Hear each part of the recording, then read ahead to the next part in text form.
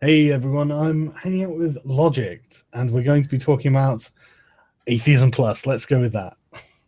Sure, let's go with that. Hello, So, PZ Myers' blog. PZ Myers blog. Yeah, let's start with that. So, you read it on a regular basis because you're part of Free Thought Blogs. Is that true? Oh, definitely. I want to ban everybody. I just want to ban everyone from the world. So, No, seriously, you did say you read it occasionally for the laughs, yeah? I definitely do. PZ in the last few years has really gone around the bend, and it's a lot of people find that they get angry when they read that, but it's kind of the most amusing blog in the universe. It's basically just impotent rage and desperation, and it's immensely entertaining. Yeah, no, I completely agree. I always love Micro talking about PZ Myers. There's just something in the way he says the name that it's this kind of inflection that he could be talking about the shit he just stood in, or he could be talking about PZ Myers. So it's just the tone of voice is just amazing. But, yeah, so well, what do you really make of this whole atheism thing, atheism plus thing? Well, I think it's shit.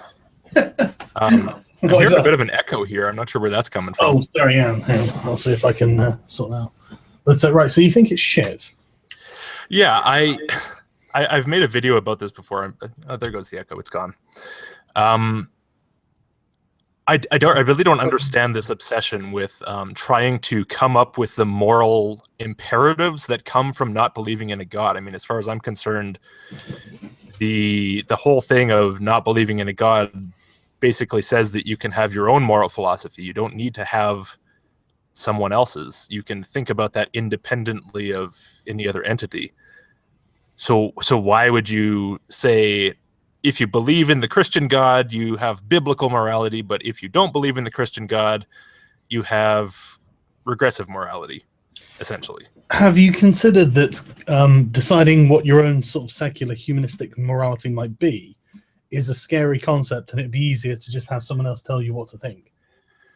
Well, I wonder about that. Do you know if PZ Myers was ever religious? I mean, I'm kind of assuming he was. I would guess so. I think the most sort of ardent atheists are the ones who used to be religious. I'm a pretty ardent atheist. I just think that there's a difference between being ardently atheistic and being militantly religiously. It's not even about the atheism. It's about just your attitude towards life. Almost, it almost seems like these people, some of them, not all of them. I mean, there's a lot of people who completely leave it behind and say, "Well, I'm glad I'm out of that. Got to get as far away from that as I possibly can." But then there are some people who seem to just need to keep some sort of a religion. It's the same thing with these atheist churches and stuff. They have some sort of thing that they like in the religion, and they need to keep a hold of it. Yeah, I do think that the people who are like most militantly anti-Christian most of the time probably were ex-Christians, and I imagine that there are quite a few militant anti-Islamists or Muslims who are pretty, like Majid Nawaz, who were actual Islamists in their time. It probably is the old phrase: if you can't really hate something until you've loved it first. So that I think there's probably quite a lot of that going on. I don't know about PZ Myers though. I don't necessarily know about the rest of the sort of atheism plus crew. I think they just, I don't know. I mean, like with feminism generally, it's taken on religious dimensions of its own. And so I think that just people I think there's a lot of groupthink, and I think there's a lot of like the popular kid sort of attitude as well. And so I think a lot of people kind of get sucked in for a multitude of crappy reasons. Yeah, the groupthink and the popular kid attitude and everything are also, as far as I'm concerned, incredibly religious. Yeah, I mean, it all centers around the same core. Yeah, it's a very cult-like mentality, I mean, yeah, and unfortunately, I think that a lot of getting away from that involves like trying to set up safeguards against your own psychology, because your own psychology is always trying to betray you with this kind of stuff. Yeah, without doubt. I I personally find the idea very baffling that you would need to introduce. I mean, it would be like saying, okay, well, we need to be atheists and communists or something. I'd be like, why? You know? Yeah, well, he doesn't say, this is something that I should probably clarify, because I think some people don't realize, but like he doesn't say that, and I know that's not what you just said, but he does not say that all these pieces of morality should be like tied into atheism. He says that they should be, that if you're an atheist, you should recognize that they are like logical outgrowths of atheism. If you're atheistic, it follows that X and Y seem morally like justified or something like that. Yeah, and I can kind of understand it from a sort of like secular humanist position, where you think, okay, well, if you're deciding that the sort of, a human is the not only the highest form of sort of, it's the highest arbiter of morality, then what differentiates one human from another, and why would you think you have any kind of moral superiority over any other individual? Therefore, there's no particular argument for bigotry, unless they're white. Unless they're white, of course, and I agree with that. But the problem for me is the misrepresentation of data, the misrepresentation of just facts in general, the pig ignorance to accept reality when slapped in the face, and then the insanely authoritarian attitude and acts they're going to follow in order to reach this utopian promised land of dire grey equality. I can't bear it. I mean, I'm happy for everyone to have equal rights, and it's something I would fight for too. But I can't, for the life of me, figure out what rights men have that women don't. No. This accusation. Sorry, this accusation that atheists get a lot of the time from the religious people, that the only reason you reject God is because you want to be God. For most of us, that's not true. Well, obviously. But that's a good point. Yeah. I see for certain people, it kind of seems to be, unfortunately, true. I don't think it's linked to not believing in God. I just think it's linked to being a megalomaniac. Yeah, having access to a community you can gain power in, and setting yourself up as sort of what was it? A new like L. Ron Hubbard or something. The sort of undying devoted attention of the close cultists. I mean, when the Slime Pit guys were saying about how Rebecca Watson always had a gaggle of like beta orbiters around her, I knew it. I just fucking knew it. It's exactly the sort of thing that she's bound to cultivate with the attitude she displays. Yeah, I would be absolutely shocked if it was otherwise. Yeah. I think that's part of what makes PZ so mental, is that he wants that too, but he's just a little cave troll. Yeah. Nobody wants to fuck him. Yeah. No, we'll find someone for you, mate. And also the thing about wanting control over the group, I mean, he does have control over a very, very small group, but it's not quite the same group that he used to, and it's not quite the same group he expected, I don't think. Yeah, and I think he's got a bit of a reputation now as well. But it's not something that necessarily someone else has fabricated for him either. I mean, I'm well aware that feminists will go around screaming, "Oh my God, Sargon hates women," but anyone talking to me will discover that that's not the case. Whereas with PZ Myers, everyone talking to him will discover that his reputation preceding him was, well, that happened for a reason, Yeah. He's really done it to himself, and he keeps reinforcing it to an almost insane degree. I really don't understand what he's thinking. It's like he can't back off. Although I will give him credit, when he heard about Richard Dawkins' stroke, he did not go the Rebecca Watson route of saying, "Oh, he had a stroke, he's a bigoted asshole." He just basically said, here's the news clipping. He had a stroke. Whatever our differences, we should all hope for a quick recovery. And that was it. That was his blog post. Well, that's good. And I thought I should have looked that up, actually, because probably I would have expected something snarky. I'm not going to lie. So would I. I was absolutely shocked, actually, because in every other instance I've ever seen, that's exactly how it's been. Yeah, I'm genuinely impressed, actually. Peasy Myers. So what did you think of Steve Shives' proposal to mix feminism and atheism again, I suppose? Can't we make intism a thing? Sorry, say that And I thought, again. well, you're a little. That's what he said. That's what he No, said. you cut out a bit there. Sorry. Oh, we're breaking up here a little bit. Okay. Yeah, Can you hear me now? I can. Okay.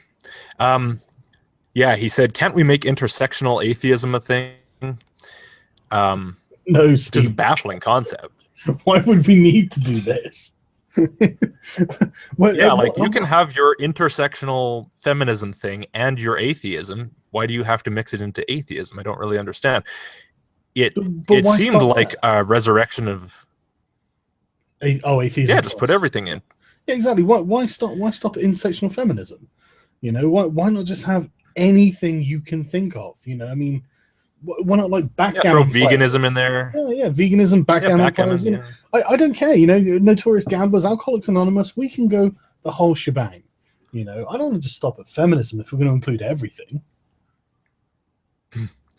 Yeah, you kind of can. You can make the same argument for all of it. Exactly. Well, if there's no God, then it kind of follows that we shouldn't have guns because human life is valuable and we shouldn't kill each other. This is the only life you got, so why would we have guns to kill each other with? It's as reasonable of an argument. The thing is, it's just like a religion because it's so prescriptive. You know, this is, I think, one of the things that, I mean, it doesn't necessarily attract me to atheism. The fact that I don't believe in deities is what makes me an atheist. But I can see why people would be interested in getting away from religion because of the prescriptive nature of it. You know, telling you what you should be doing constantly. You should do this. You should do this because of this. You know, whatever reason. And I think a lot of people just want to get away from being told what to do. You know, so I think one of the like knee-jerk reactions is feminism is going to tell me to do a bunch of stuff, and I've just got away from that. Yeah, I agree. Like, it's really strange that people seem to have this inbuilt like submissive instinct or something, but it's also it's kind of weird because it manifests as both. It manifests as like submission to the rules, but an obsession with imposing them on everyone else. It's kind of this wow, it's an interesting, it's like a switch. It's like a BDSM switch.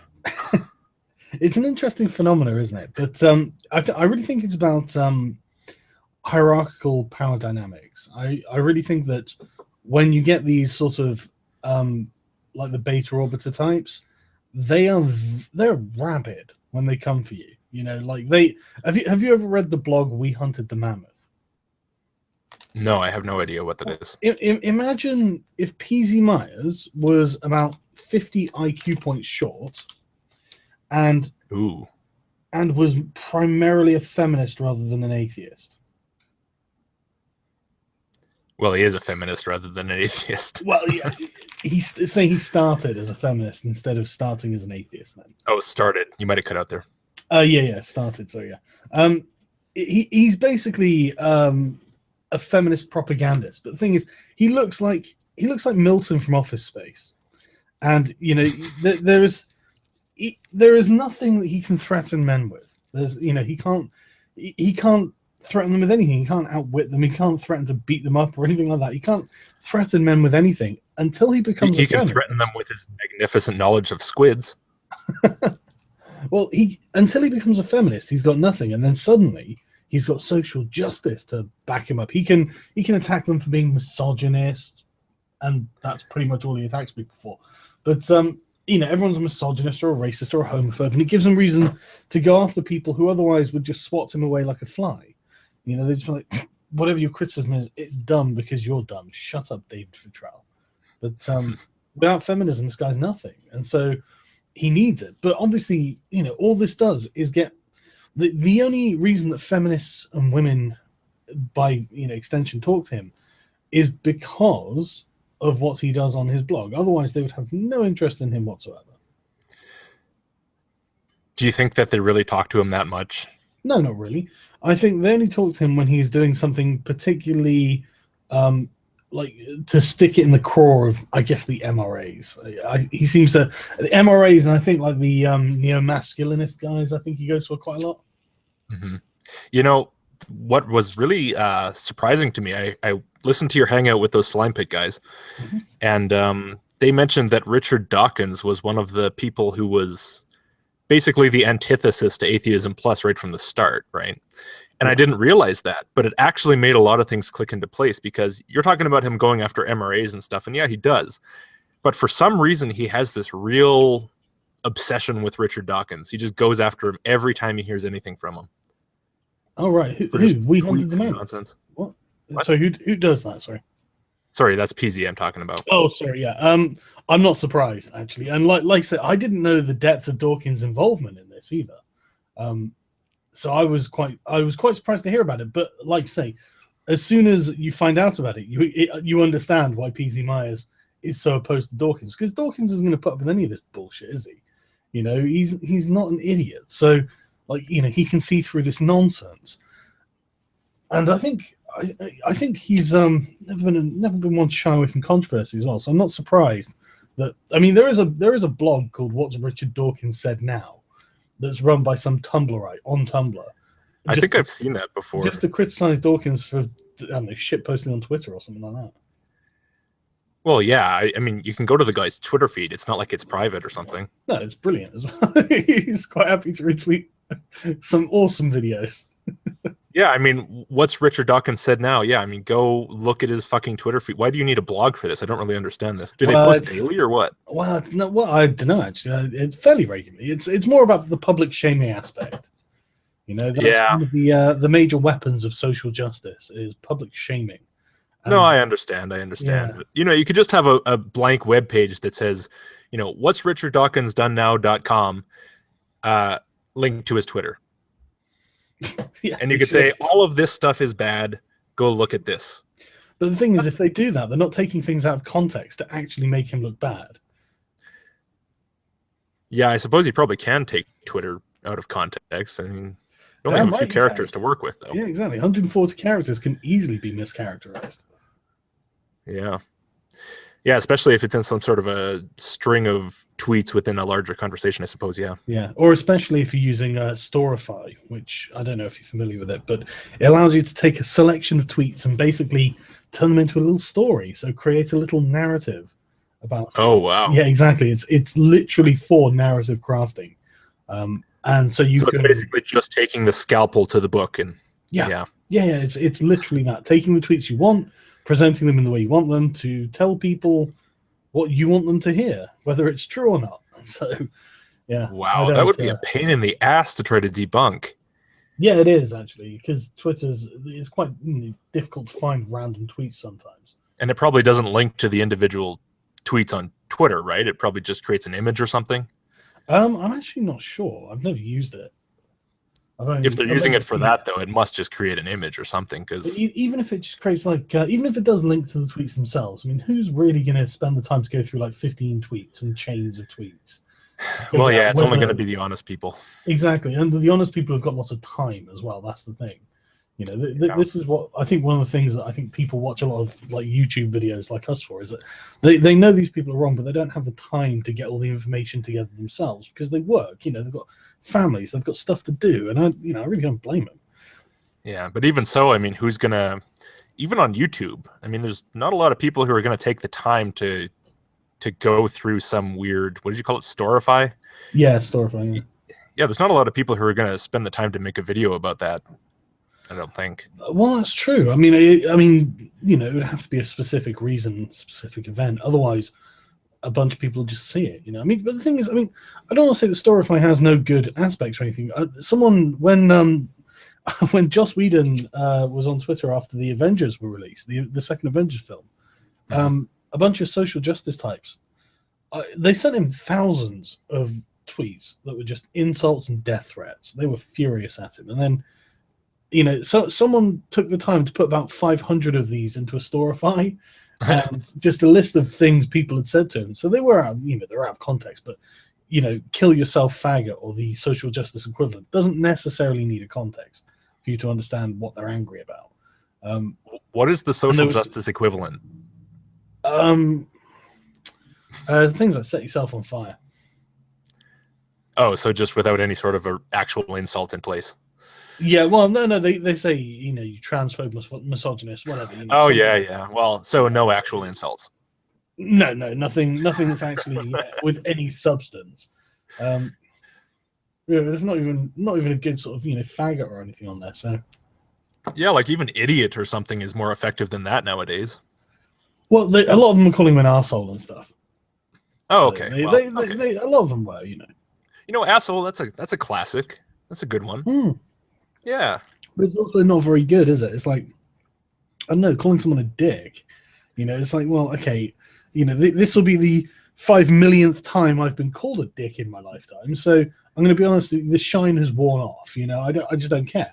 It depends how you use it. You can construct a nice, if you give like a nice, long, eloquent Christopher Hitchens style essay, and then at the very end you just say "dick."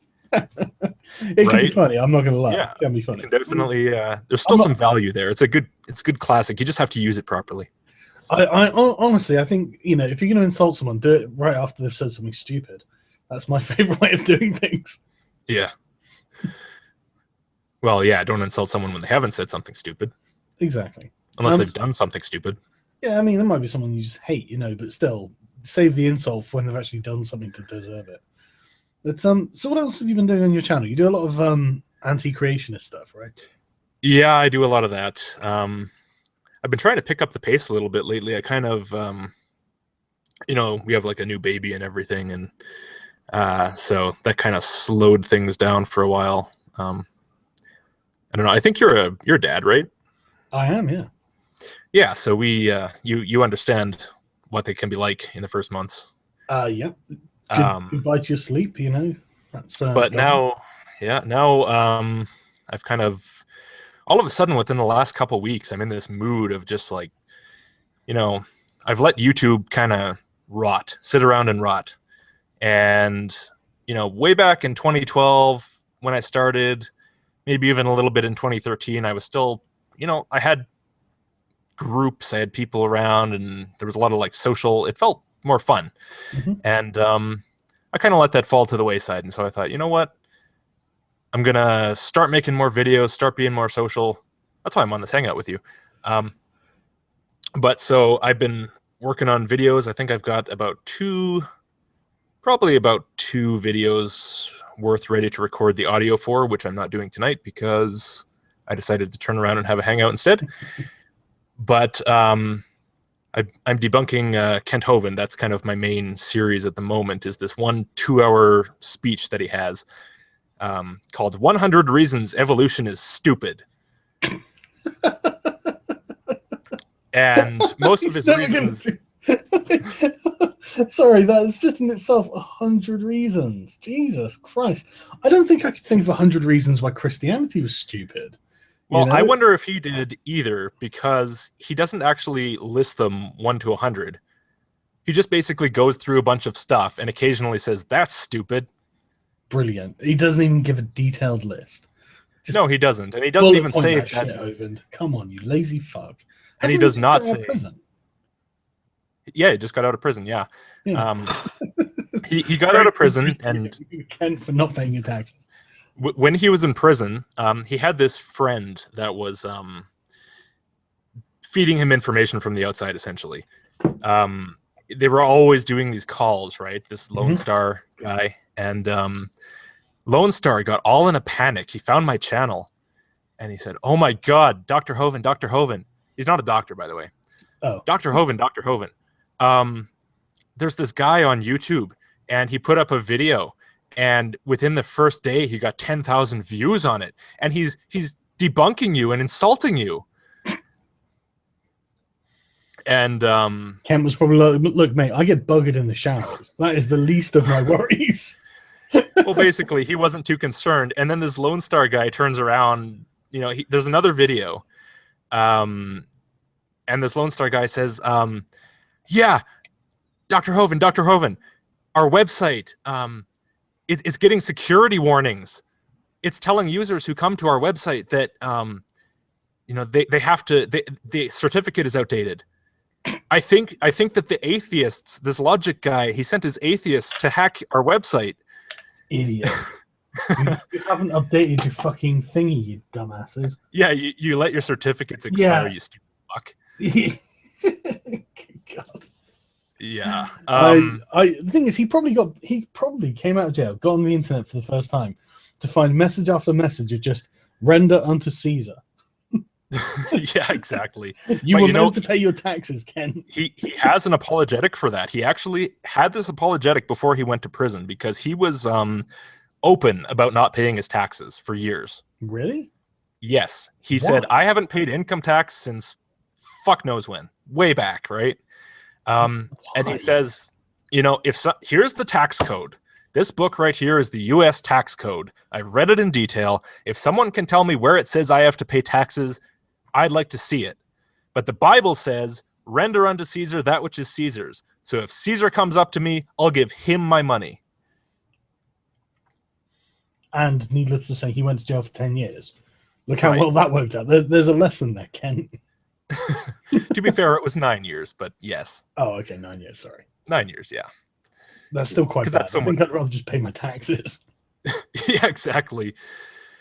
Yeah, he's not exactly in good condition anymore, I don't think. But now he's on YouTube. He's a YouTuber now. Oh, is he? That's right. He is, yes. So when he got out of prison, he had a bunch of my subscribers. Obviously, he does a question and answer video. It's almost daily. It might even be daily. Like half an hour of answering questions that he's got in email. And so he had a bunch of my subscribers, obviously, going over and saying, when are you going to refute anything Logicked said?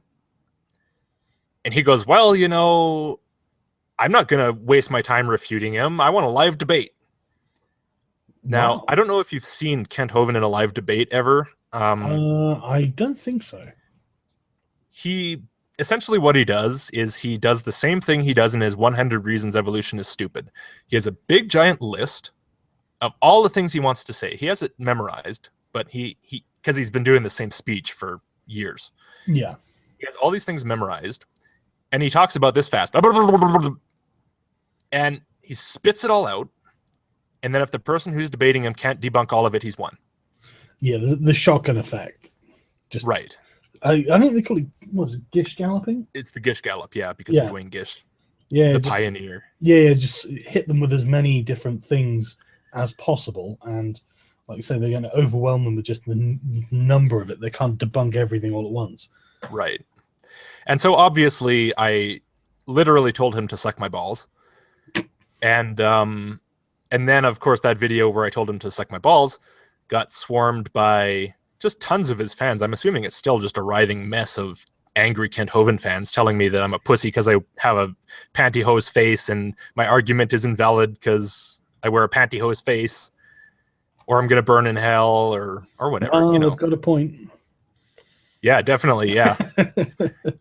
My hair is a bird. Your argument is invalid. Exactly. Yeah. So I notice on your channel you don't spend much time talking about Islam. Is there a reason for that? It's just there's not that much that I've seen that's particularly funny. Like these creationists are they're so soft and like harmless and hilarious. Yeah.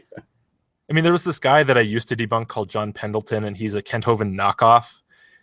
He's an auto technician from Mexico. Well, he lives in Mexico, but he's from the US. And he's just so charmingly incompetent. He stumbles over his words. He's unconfident. He's always rubbing his nose and forgetting lines and, messing up his grammar completely. And it's so funny. And that was what I got into it with was, I watched the video and I crack up laughing. And then obviously I have to make a response to it. Now I'm doing Kent Hovind, and he's not funny at all, right? Kent Hovind is depressing. He's a man who brags about beating his kids, advocates genocide. He's a terrible human being. He advocates genocide. Yeah, look on my channel. From prison, he had a call with this guy called Pastor Steve Anderson. And Pastor Steve Anderson is the man who, for a while, he was kind of famous on YouTube. He had this speech from, what do you call it? I guess the pulpit or whatever. Yeah. Saying, you know, they talk about curing AIDS, but I'll tell you how to cure AIDS. If you don't have all these faggots running around, you know, you stone these faggots to death like it says in the Bible, you cure all the AIDS. Okay, so this is Kent Hovind's friend, right, that he's talking to from prison. And Kent says, you know, I think that all these things, these people who, you know, kill people, all these biblical crimes, the reason they do that is that they have a mean gene. And I think if we were to exterminate these people by executing them like the Bible demands, we would exterminate this mean gene and everything would be fine. What the fuck is he basing that on? I don't know, being in prison for 9 years maybe drove him crazy. Well, I guess it must have done. I mean, like, just fucking.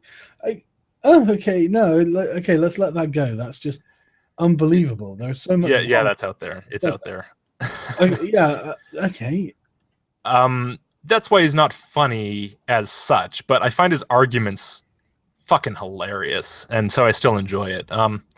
You know, there are some Muslims who I find their arguments funny, but you know, most of them, they're just quite scary people, aren't they? Yeah, some of them, and admittedly, I don't know. Kent Hovind is advocating genocide there, I suppose. Well, yeah, but you know, he's not going to be able to. Oh, to be fair, he says we shouldn't do it. The government should do it. Jesus Christ! Fucking, that's even worse. Yeah, considering he just went to prison because the government put him there, I don't think he wants the government to have that kind of power. I was really thinking making people who may or may not be Christians operate possibly outside of the bounds of their own personal morality, based on Kent Hovind's weird fucking obsession with getting people executed.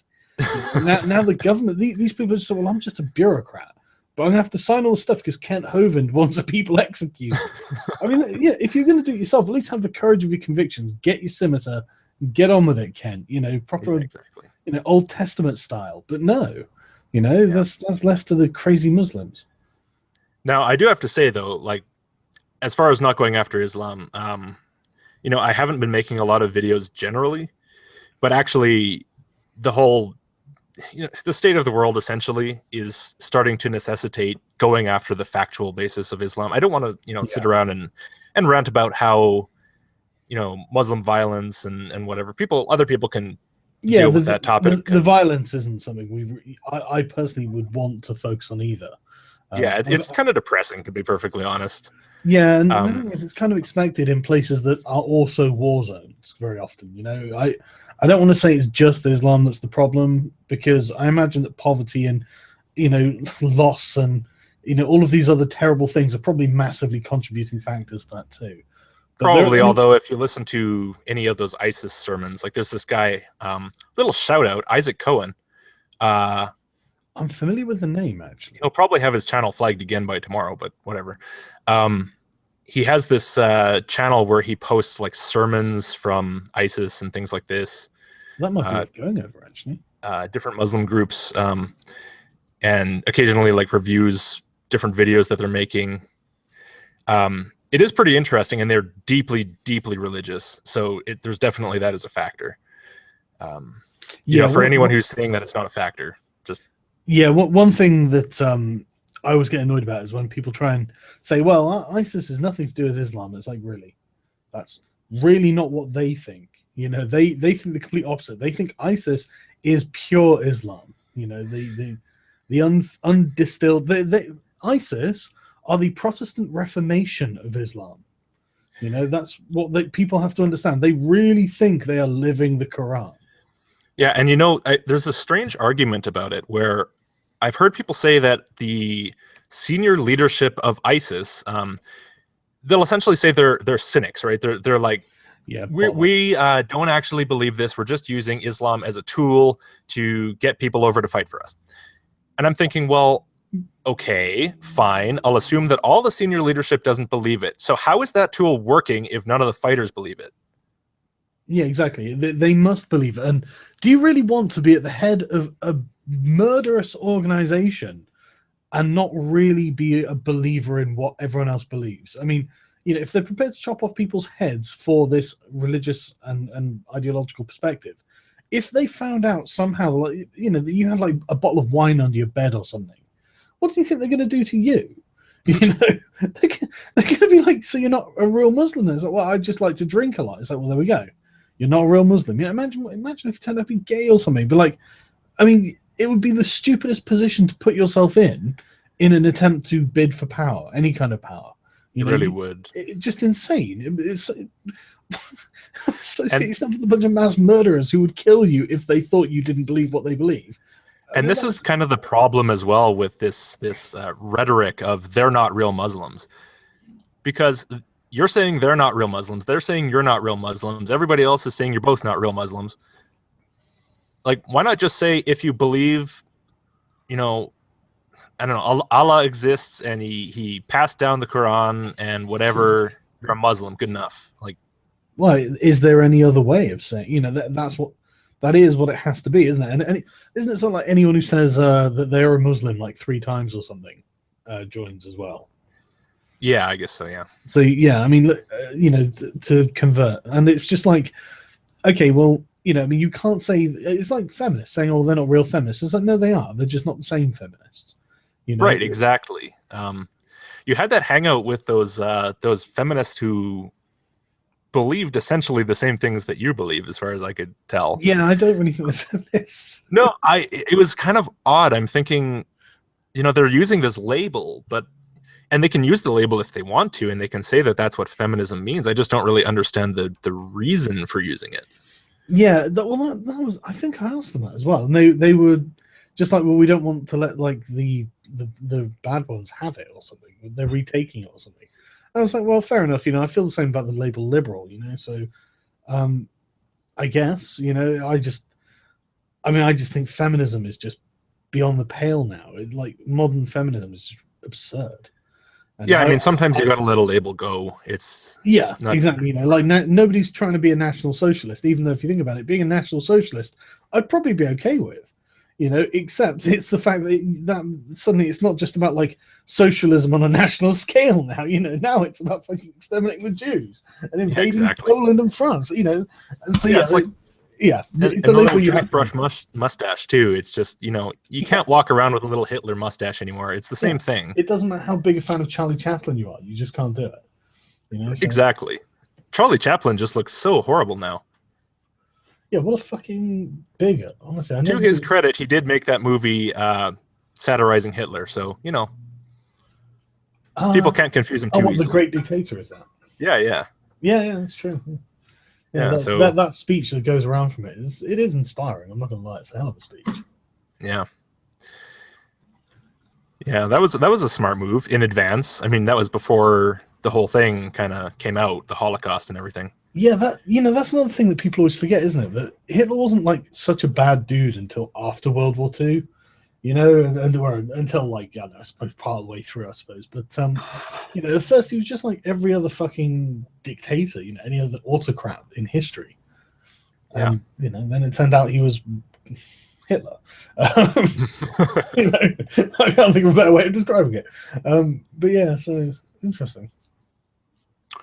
Yeah. So on the Islam thing though, I mean, I'm getting to the point, honestly, where I think that the creationists have lost. They have.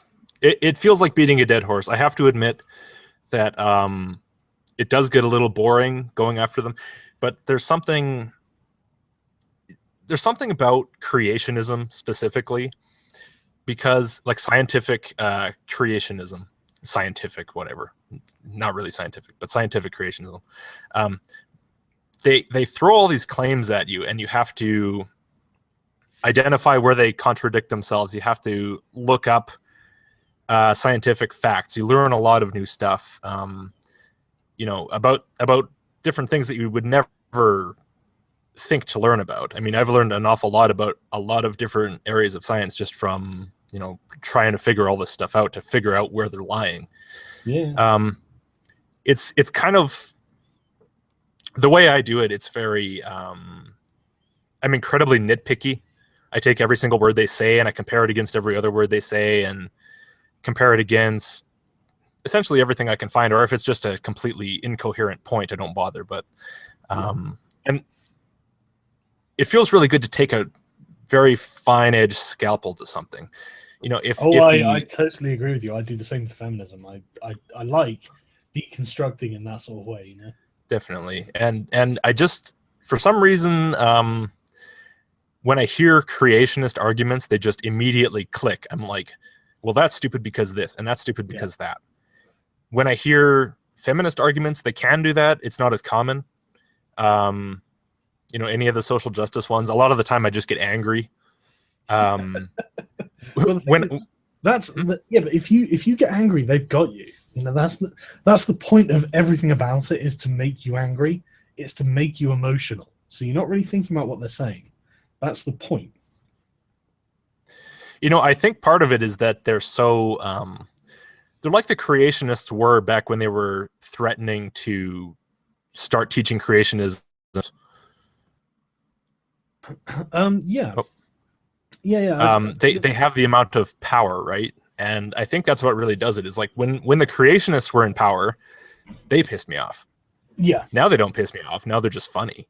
Yeah, but that's why I would recommend not worrying about them so much. I mean, that's why I don't spend any time on them at all, because, I mean, as far as I'm concerned, they look fucking ridiculous, through the sort of 2000s and, Hitchens and all the other sort of, secular humanists just demolish them in debate time after time after time. And there are so many videos of Christopher Hitchens just smacking out just some feminist, some creationist, with just cast iron logic. And I really think that was one of the things that ruined them, is their willingness to come to the table and debate their ideas. It was just, they got taken apart, and now it's a joke. Nobody takes it seriously apart from diehard creationists. And I expect that if you were to measure the number of actual creationists, it's probably gone down. I'm sure it has. It's a little bit confusing why they actually would debate their ideas. I mean, I thought this whole thing of, isn't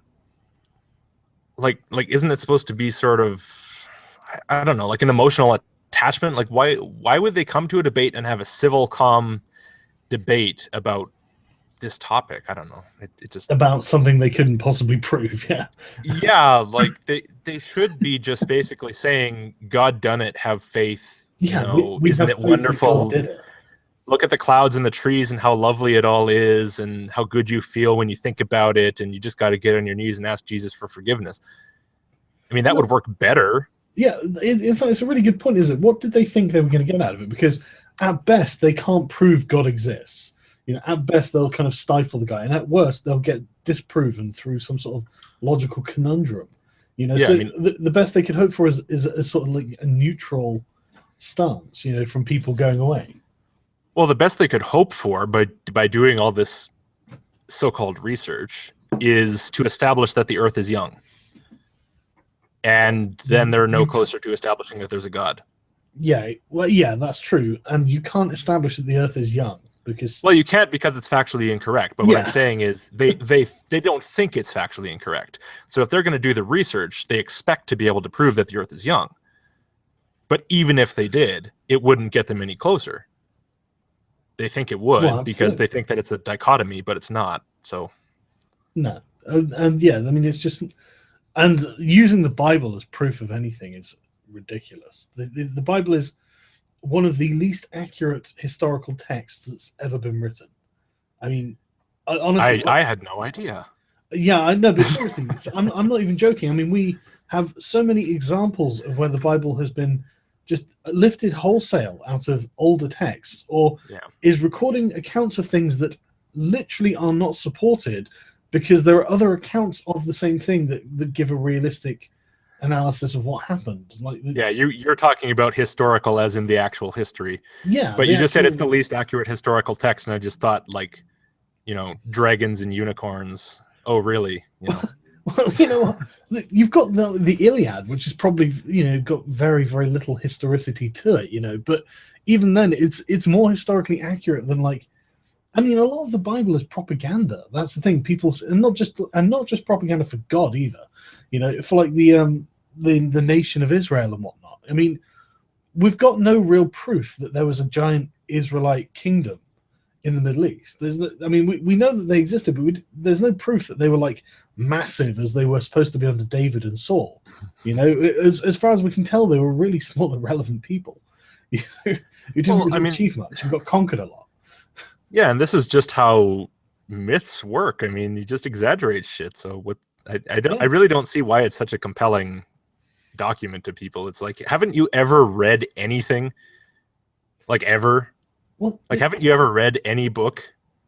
There's a big I can't remember the name of this author, but it's a Greek. I think he was a comedian. He wrote a story called A True Story, and he literally describes, like, you know, flying to another continent on a flying horse or something, meeting you know the weird alien looking residents of this continent, then going somewhere else, and the whole point is just to lambast religious texts that say no, this is the truth. It's just words written down. You don't know this is true.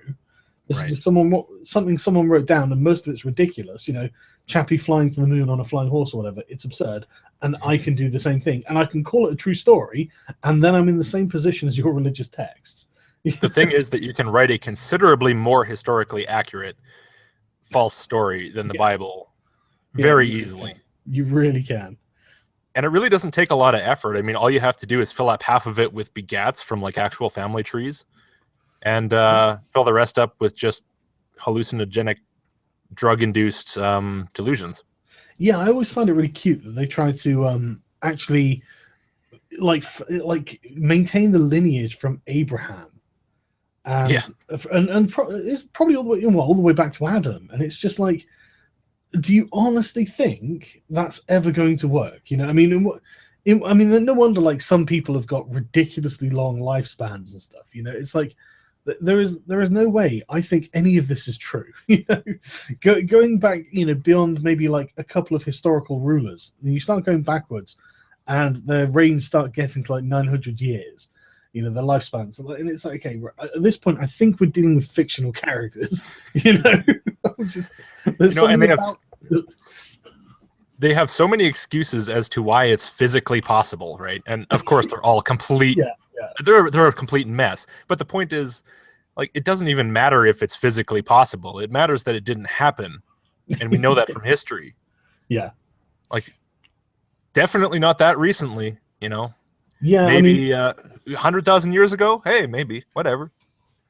The thing to me is, like, we know that like all of these characters were just lifted wholesale out of other Mesopotamian myths. I mean, like Sargon of Akkad is almost word for word the same as the story of Moses being put in the reed basket, put bitumen over it, sail it down a river, get picked up, and raised in a different household. You know, it's word for word, and it came about 1,000 years earlier, if not more than that. You know, wow. And then you've got the story of Noah, right? In the flood, there's a chap called Utnapishtim, who is a Sumerian character in the Epic of Gilgamesh, who is, and I'm reading the Wikipedia entry here just to give you a quick description. He's asked by a god to abandon his worldly possessions and create a giant ship to be called the Preserver of Life. He was also tasked with bringing his wife, family, and relatives among the craftsmen of the village, baby animals, and grains. The oncoming flood would wipe out all animals and humans that were not on the ship, a concept mirrored by the biblical story of Noah's Ark. And if you look at the wording for it, the fact that, you know, after he gets out of the Ark, he sets up an altar and burns incense to the gods or whatever, it's almost word for word lifted from these texts into the Bible. I mean, but you understand that this is actually a creationist apologetic for the Bible, right? That's ridiculous. That is. I know it is, but how could they claim that? Because these people are praying to multiple gods. Yeah, but they say, all they do is they take, hey, look, this culture had a flood myth. That culture had a flood myth. I think I've heard that name that you said, like Nepishtim, whatever. Yeah, I think I've heard that in creationist apologetics, where they say, you know, look, we have flood myths from all over the world. Therefore, obviously, a worldwide flood happened. Well, and that's all they do. They say there was a flood myth. Therefore, Noah. But they know the story isn't the original story. They know their story has been copied. Therefore, their story can't be true. And this matters to them. This means they should be worshipping Ea and fucking Enlil. Well, there's a lot of things that mean they should do a lot of things, but that doesn't mean they do those things.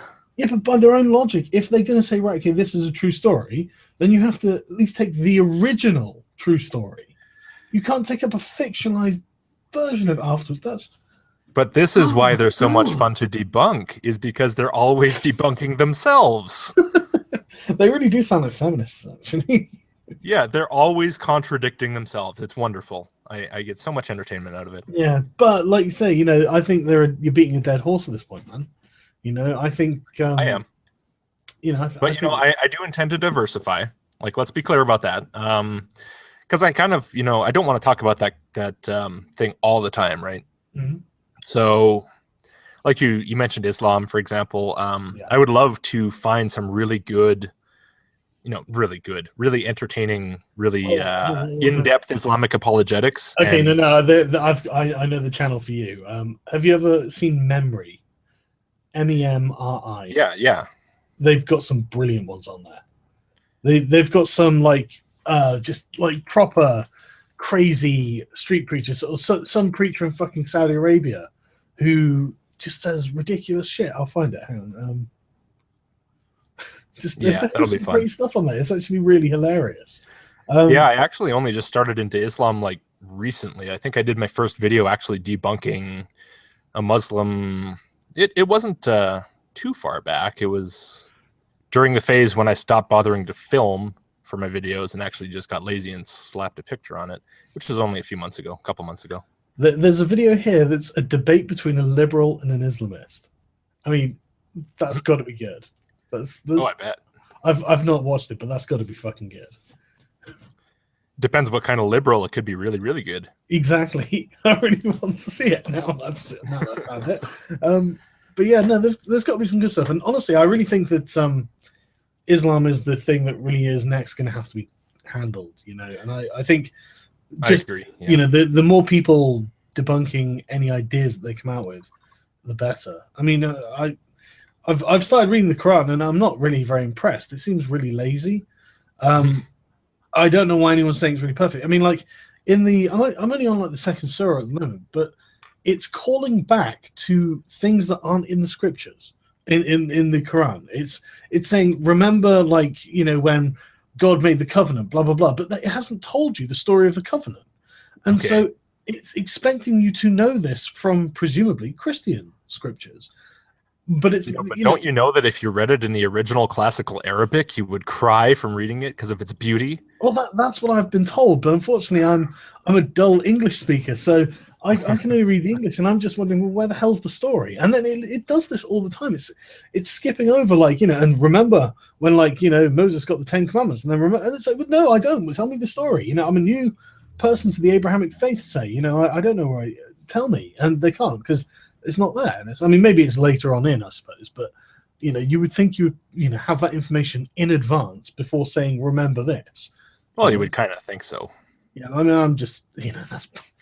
But there's crazy you're doing like literary criticism on religious books, and I just stick to the factual criticism, because trying to criticize them on that level is just not going to do you any good.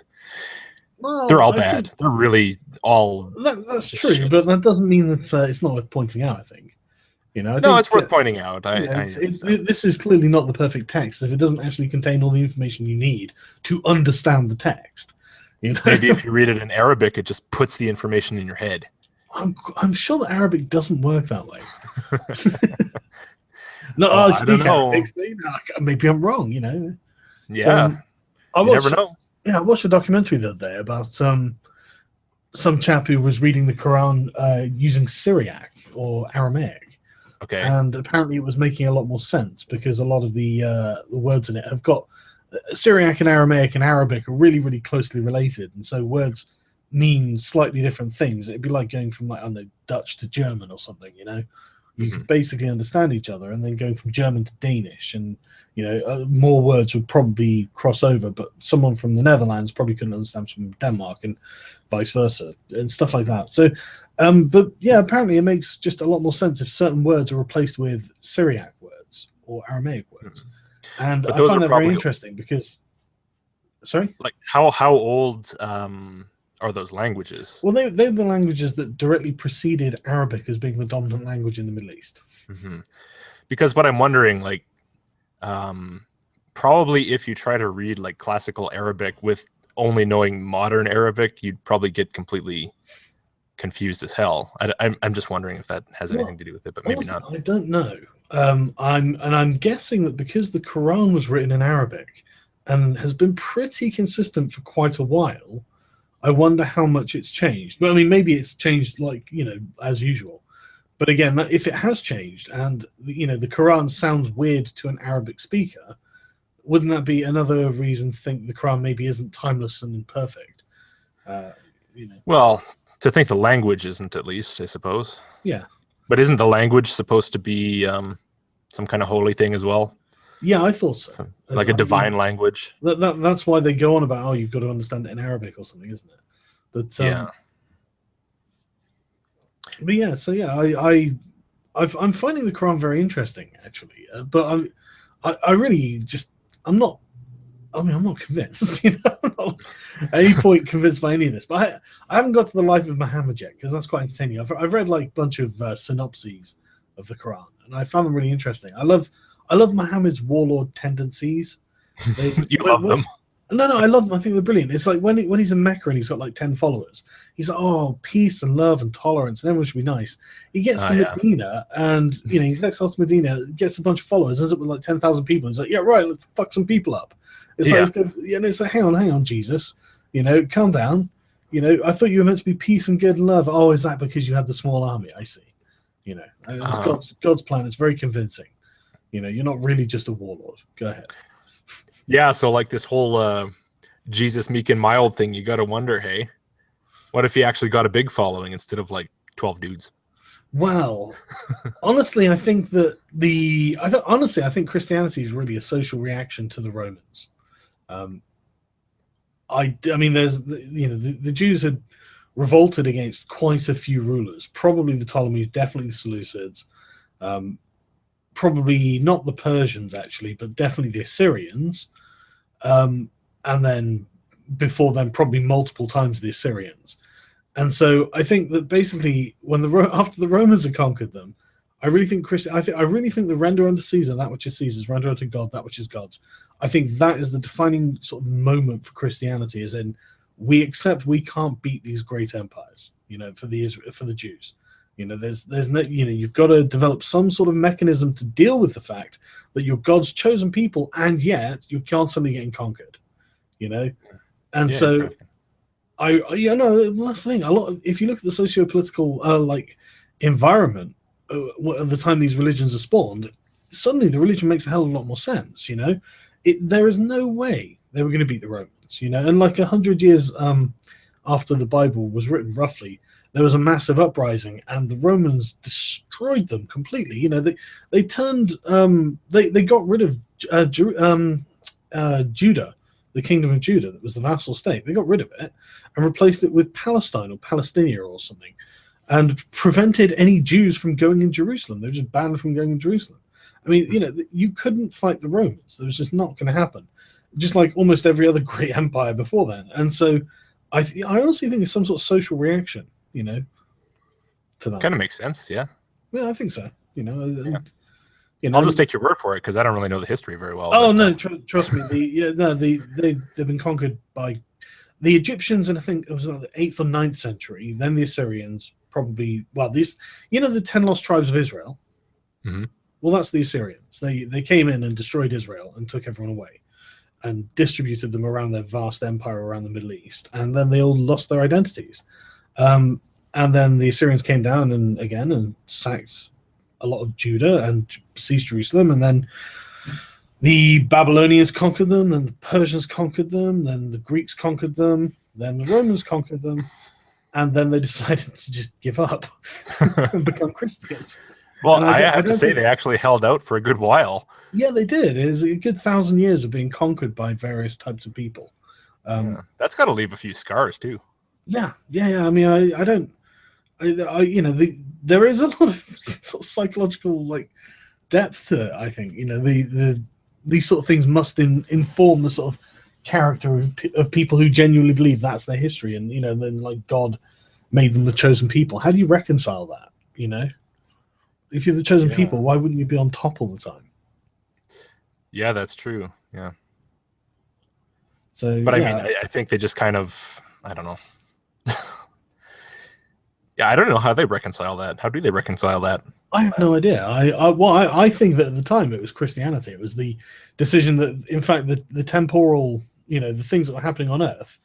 Well, I mean, you render unto Caesar because you're supposed to, but God has made it this way. Presumably, the Jewish people sinned or something. I don't fucking know.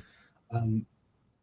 And just keep your religion separate from your secular life. I think that's what they were trying to say. Well, they sound like very smart people then. They do. They do. I mean, it was the only way that because I mean, a lot of the time the Romans or Greeks or whoever would go into the temple in Jerusalem where there was no statue, no icon, no idol or anything like that, and they'd set up a statue. Sometimes the emperors would set up a statue of themselves as gods in the temple of Jerusalem, which you can imagine just drove them bonkers, and was the start of many a revolt. And so it's just like I think that they've just got to the point where it's like okay, we're gonna have to take this out of like with real life, and because it just doesn't make sense. And so I reckon that's probably about the time when God started becoming like the more powerful omniscient type rather than the sort of follow you around in a ball of flame in the sky type. Yeah, that's funny that the modern Christians and stuff and religious people they just surely they must have some kind of a hard time reconciling how God actually is at the beginning of the Bible with how they say he is in their theology. Well, it's the reason that must be so many heresies throughout the ages. Yeah. I mean, the Gnostics, I mean, it's such a small. The Old Testament God is such a small God. It's just it's not impressive, really. It's kind of pathetic a little bit. Yeah, it's really sad. It's like the wizard battle that Moses has with the Pharaoh. I mean, Pharaoh goes 1-to-1, toe-to-toe with fucking God's power through Moses. And it's like, well, yeah, that's a bizarre story, isn't it? It's so weird, and it's just like, okay, but are you saying that Pharaoh's gods are also very powerful? And he rules a mighty empire. So, who's got the better god? I've heard that argument put to Christians. I don't think I've ever heard. I'm not sure that at least I don't remember any responses to it. Well, it's one of those things that I mean, obviously, it's not literally true or anything. Which I would assume they would just go, well, I don't really believe that was true. I'd be like, good, because it wasn't. Beethoven. Really, he probably does believe that's true, isn't it? Yeah. But, biblical literalist, 100%. Well, then he's mental. Yes, he is. He is mental. Yeah, he's probably got a lot of fans who are also mental, actually. But but yeah, you can't reconcile this stuff. It's nonsense. So yeah, I can't remember what I was going to say after that. No, Kent Hovind really is mental. I mean, this is part of, I know I'm beating a dead horse. I'm under no illusions about this. That's why I would like to, diversify into other things. I already have a little bit, right? But what other sort of like stupid stuff have you been looking at? I did a video about Steve Shives. Okay, tell me about your video about Steve Shives. Steve is such a nice guy in some ways, but he's also such an asshole. He's also such an asshole in so many other ways. Like, the problem is, I think that he has this weird disconnect in his head. Like, he really, really, really wants to be the nice guy, and he just ends up being such a prick. And then he's just like, don't cry if you don't get to see your kids. What the fuck, Steve? Yeah, like, that's such a horrible thing to say to anyone. Like, he seems like he's just this dopey fuck who he's like bumbling through it. He really wants to be the good guy, and he just keeps like falling over his own shoelaces. Does that make sense? Oh yeah. I Do you think get that I, I impression? I think don't know. also there's a lot of social pressure on him. Yeah, that's another thing too. I think he's really susceptible to that. Although there's a lot of social pressure the other way too. Although, granted, he just uses the auto block apparently. Yeah, I think I literally every day I get people saying, "My God, I've just signed up to Twitter and Steve Shives has me blocked." Well, not quite that, but like I've never tweeted Steve and he has me blocked. And basically, I think he's got a block list for my followers on Twitter. That might be it. Yeah, that may make sense. Well, yeah, I'm not joking. I genuinely think he does, It's which possible. is wildly hilarious. It's just like that's really sad. I'm so sorry, Steve. I've done this to you. Yeah, and what was with that thing of you said come on and have a hangout with me, and I've seen your hangouts. When people come on your hangouts, sometimes I'm like yelling at the screen, "Come on, attack the guy, fight back against him. Don't let him get away with that shit." You know, Oh you're yeah, so I don't gentle want to to. people. Yeah, I try to be because I want to give them the benefit of the doubt for a start, and I understand. it's not necessarily up to me to tell them that they're wrong. A lot of the time, like, you've got to be nice to them to really get to their sort of stupid beliefs.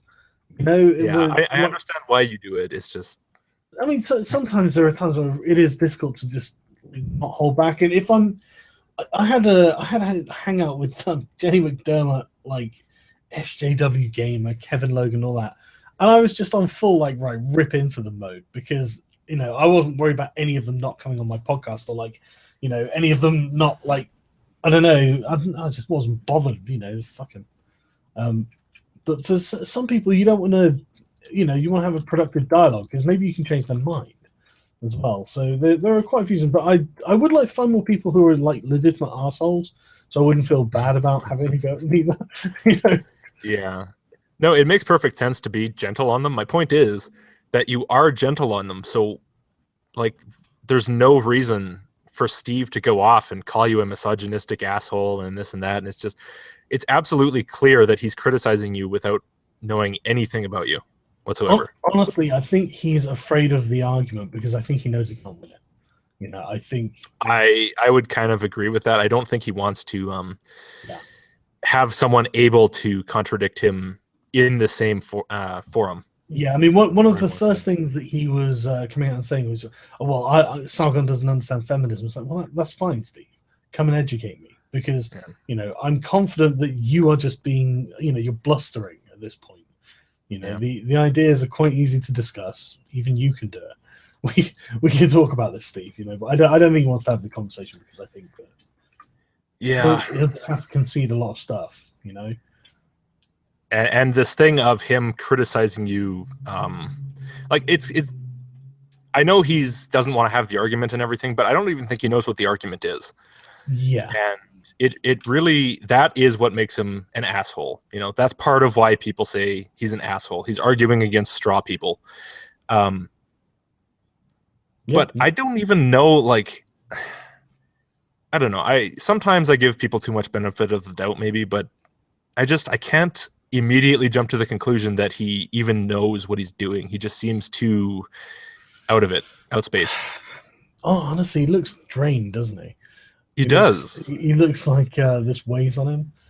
Yeah. But yeah.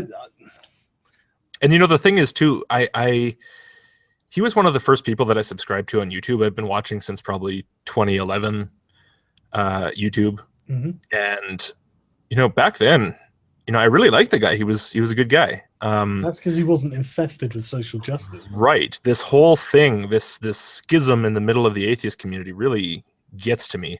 And sometimes I probably do give people who I previously respected a little bit too much of the benefit of the doubt. But what are you going to do, right? It's only natural to do that, man. Yeah. I really don't, you don't blame you for that at all. I would probably do the same, if it was someone I really looked up to.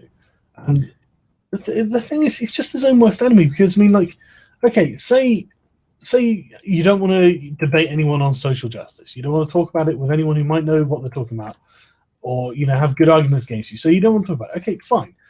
Then shut your fucking mouth. Don't sit there fucking mouthing off, and I don't go in hangouts and call him an arsehole and a racist or anything like that. You know, I just like, well, okay, I kind of feel sorry for Steve, and he's being a dick. You know, Steve, stop being a dick. But he'll go off, and like he did that hangout with what was her name, Kay something, a lady called Kay. There is a glowing review of me on Steve Shive's channel from her, from a debate they did, where he was like, "No, I see him as a misogynist," blah blah, and then she was like, "Oh, I don't. I think he's great," and I was like, "Oh, that's really sweet." And like Steve's just something. He's like, well, "What you can do, Steve? That someone has just given me a glowing endorsement on your channel. You're going to take this video down now." You know? That's just going to be there in perpetuity of this person on your channel telling you how great I am.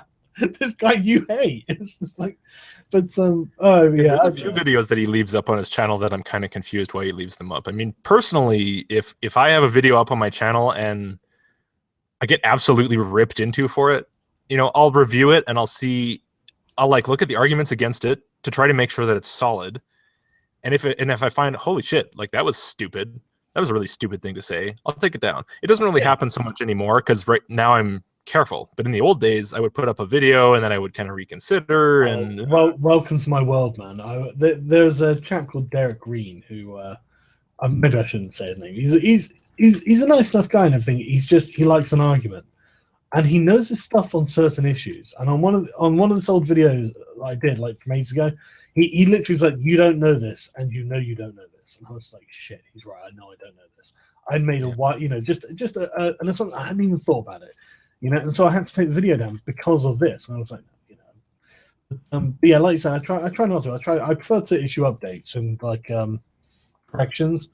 Because I'm not ashamed of my mistakes, you know. Right. Yeah. It depends, right? Like if you find the whole video is a message that you don't even agree with anymore, possibly, you know, it depends. It depends on how it is. But again, even then, I'd probably just put a note on saying, you know, I've actually changed my position on this issue, but I'm going to leave it here for like.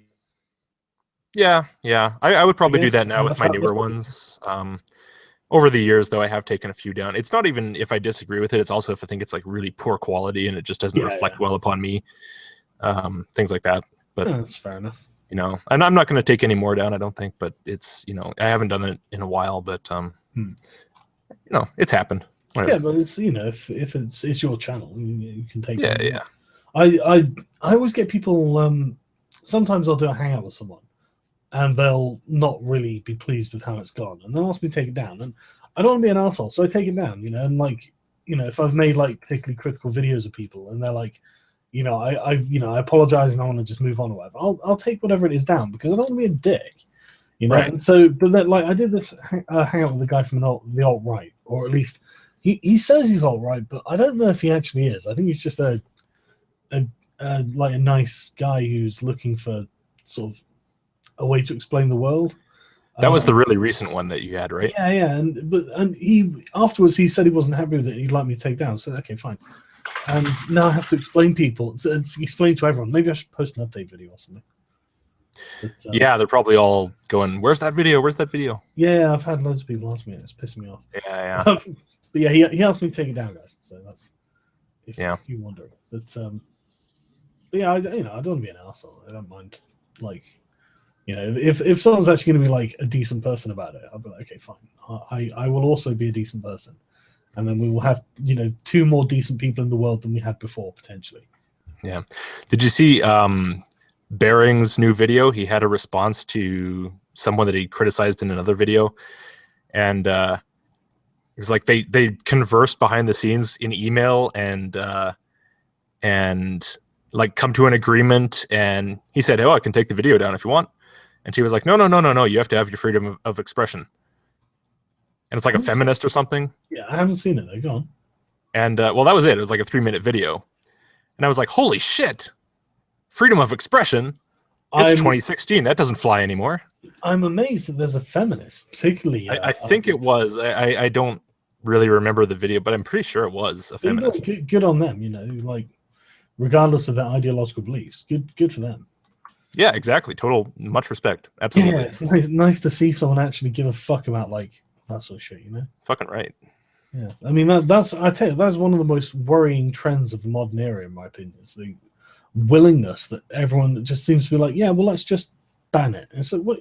No, why? You know, I mean, British universities are notorious for this, no platforming, and it's terrible. I mean, it's got to the point where they're literally no platforming, like lesbians and gays and 50-year like veteran feminists and all sorts of stuff.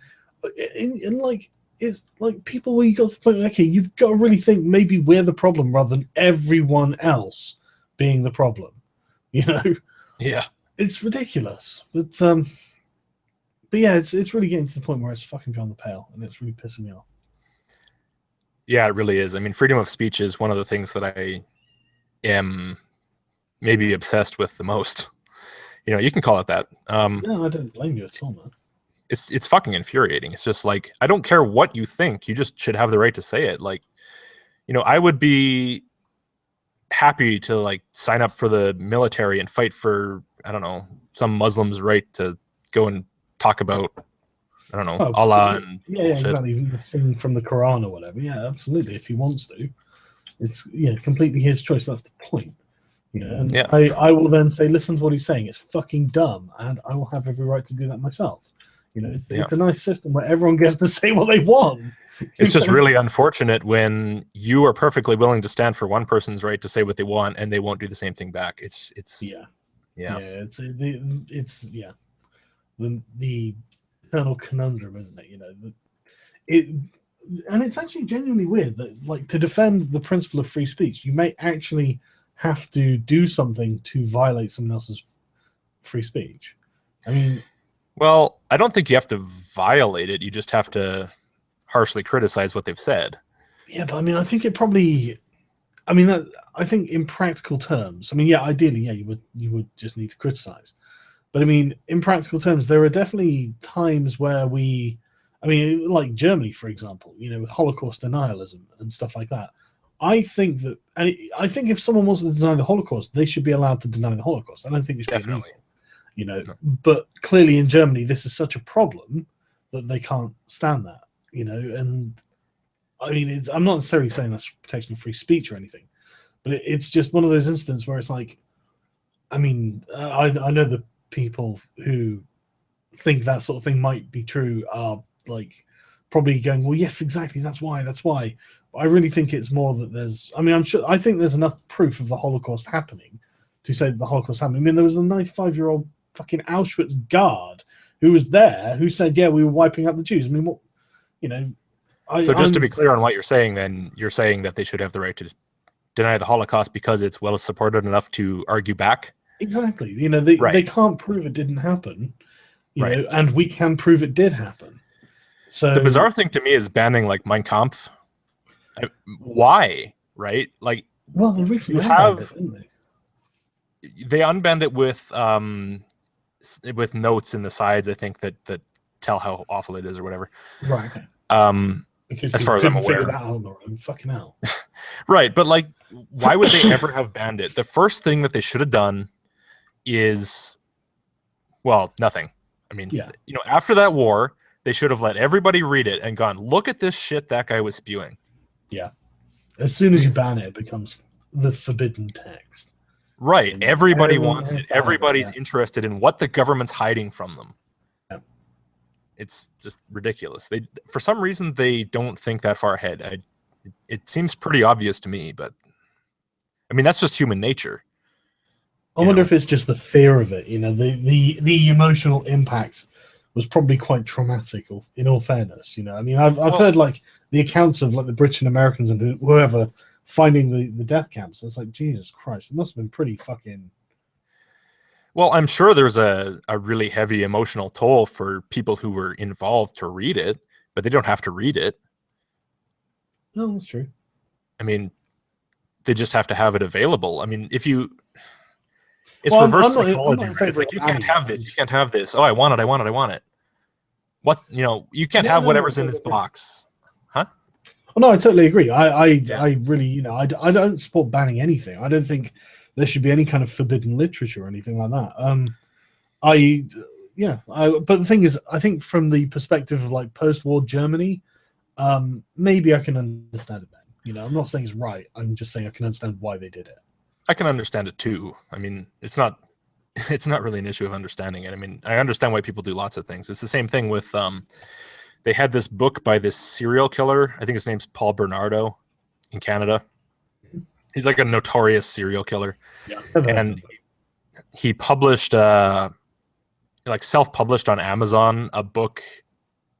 Like apparently it was like a really vile, you know, all about like murder and all this stuff. But I don't think it was anything, it wasn't like autobiographical or anything. So I don't think it was anything that would be legally impacted. Like in terms of what he's allowed to publish or something, stuff about, I don't know. Presumably fiction. Yeah, or at least disguised as such, right? Yeah. And then, of course, there was this big uproar from people. Oh, this is awful. This is awful. You can't let this horrible, horrible person publish this horrible, horrible book. And I'm thinking, like, if you'd never said anything, nobody would have cared. It would have just been on Amazon and nobody would have bought it except for the people who are curious about it. I would have bought it. You know, like if I heard that somebody was yelling, oh, this is awful, you have to get rid of it, you have to take it down off of Amazon and not let him say these things in public, I would have bought it. I tried to buy it. It was down off of Amazon by then. You've got to know what they're saying and why they're saying it. Yeah, you know, exactly. What's so important about this book? That's why I got Rules for Radicals. I'd heard so many times from people going, "Oh my God, Rules for Radicals is like, I don't know, left-wing Marxist, like forbidden text, basically." And I read through it. It's just a manual of tactics. It's not like, I mean, honestly, if the right wing had any sense, they would read it and use it. You know, it's a manual of tactics for the poor to use against the powerful. That's what it is. You know, that's all it is as well. I mean, it's brilliant. It's absolutely brilliant. And anyone who wants to take on any kind of establishment should read it. It's not some sort of forbidden Marxist text, you fucking idiots. So is it a banned book or is it just a No, it's not a banned book. It's just got a lot of stigma around it. And it's just like, okay, yeah. I mean, it's to the point where I went in this alt-right hangout and, you know, there were like 8 of them and me, and my grandfather's black on my dad's side. And so they already had this kind of hostile disposition towards me. So I just fucking went in and was just, whatever, just being a dick, basically. But at the end of it, like, I caused quite a lot of chaos, actually, in this hangout. And I was going through the comments afterwards, and one of them was just the most upvoted comment was the stupidest thing I'd ever read. It was just like, this guy's using Alinsky tactics on you. He's not allowed in anymore.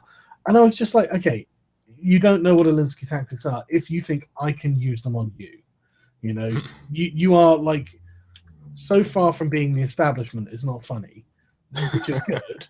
And you know, I like doubled or tripled the number of people who are going to watch that stream. You know, I can't use Alinsky tactics on you. You know, it would not be possible. And so, but this is the thing. It's one of those things that people should really read because it is really, really, really good. And it's really, really going to be useful in the sort of internet age. I mean, already people do a lot of these things without even realizing that they do them. You know, they're like these things that he's noticed that are a good tactic. Then I think is a better way to say it. You know, and so yeah, it's just a manual of tactics. That's all. Interesting. Might be worth a read. Oh, it really is. Yeah. Is it free on the internet somewhere, or do I actually have to buy it if I want to read it? Without a doubt, you can probably find a PDF of it. Yeah. That's cool. Yeah, no, it's a really good read. Yeah. What have I just got through? I got through the Prince. I don't know why. I've been reading all these fucking like you know, manuals of war and strategy and stuff like that. I just find them really interesting. Do you find any of them applicable to interpersonal interactions in some way, or are a lot of them just straight battlefield tactics? No. Most of them aren't straight battlefield. I mean, like not like battlefield tactics, like manuals of strategy. So it's like campaign tactics. Oh, okay, yeah. So that's kind of a large scale battlefield, though, isn't it? Yeah, kind of, and it's more about like human psychology. You know, like the psychology of people you're in conflict with and how they're going to act and why. And it's just, I mean, it's really interesting stuff, but I can never remember it, so I can never really put it into practice. I'm like, well, if you understand it when you're reading it, you probably internalize a bit of it, surely. You don't have to be able to recite it from memory. Yeah, I hope so, but I just forget what the tactics are. I've got to get the book together. But no, it's I read the 48 Laws of Power, by Robert Greene, and I thought it was really good. So I got his other book, The 33 Strategies of War, and they're really good, really really interesting. So what's in there?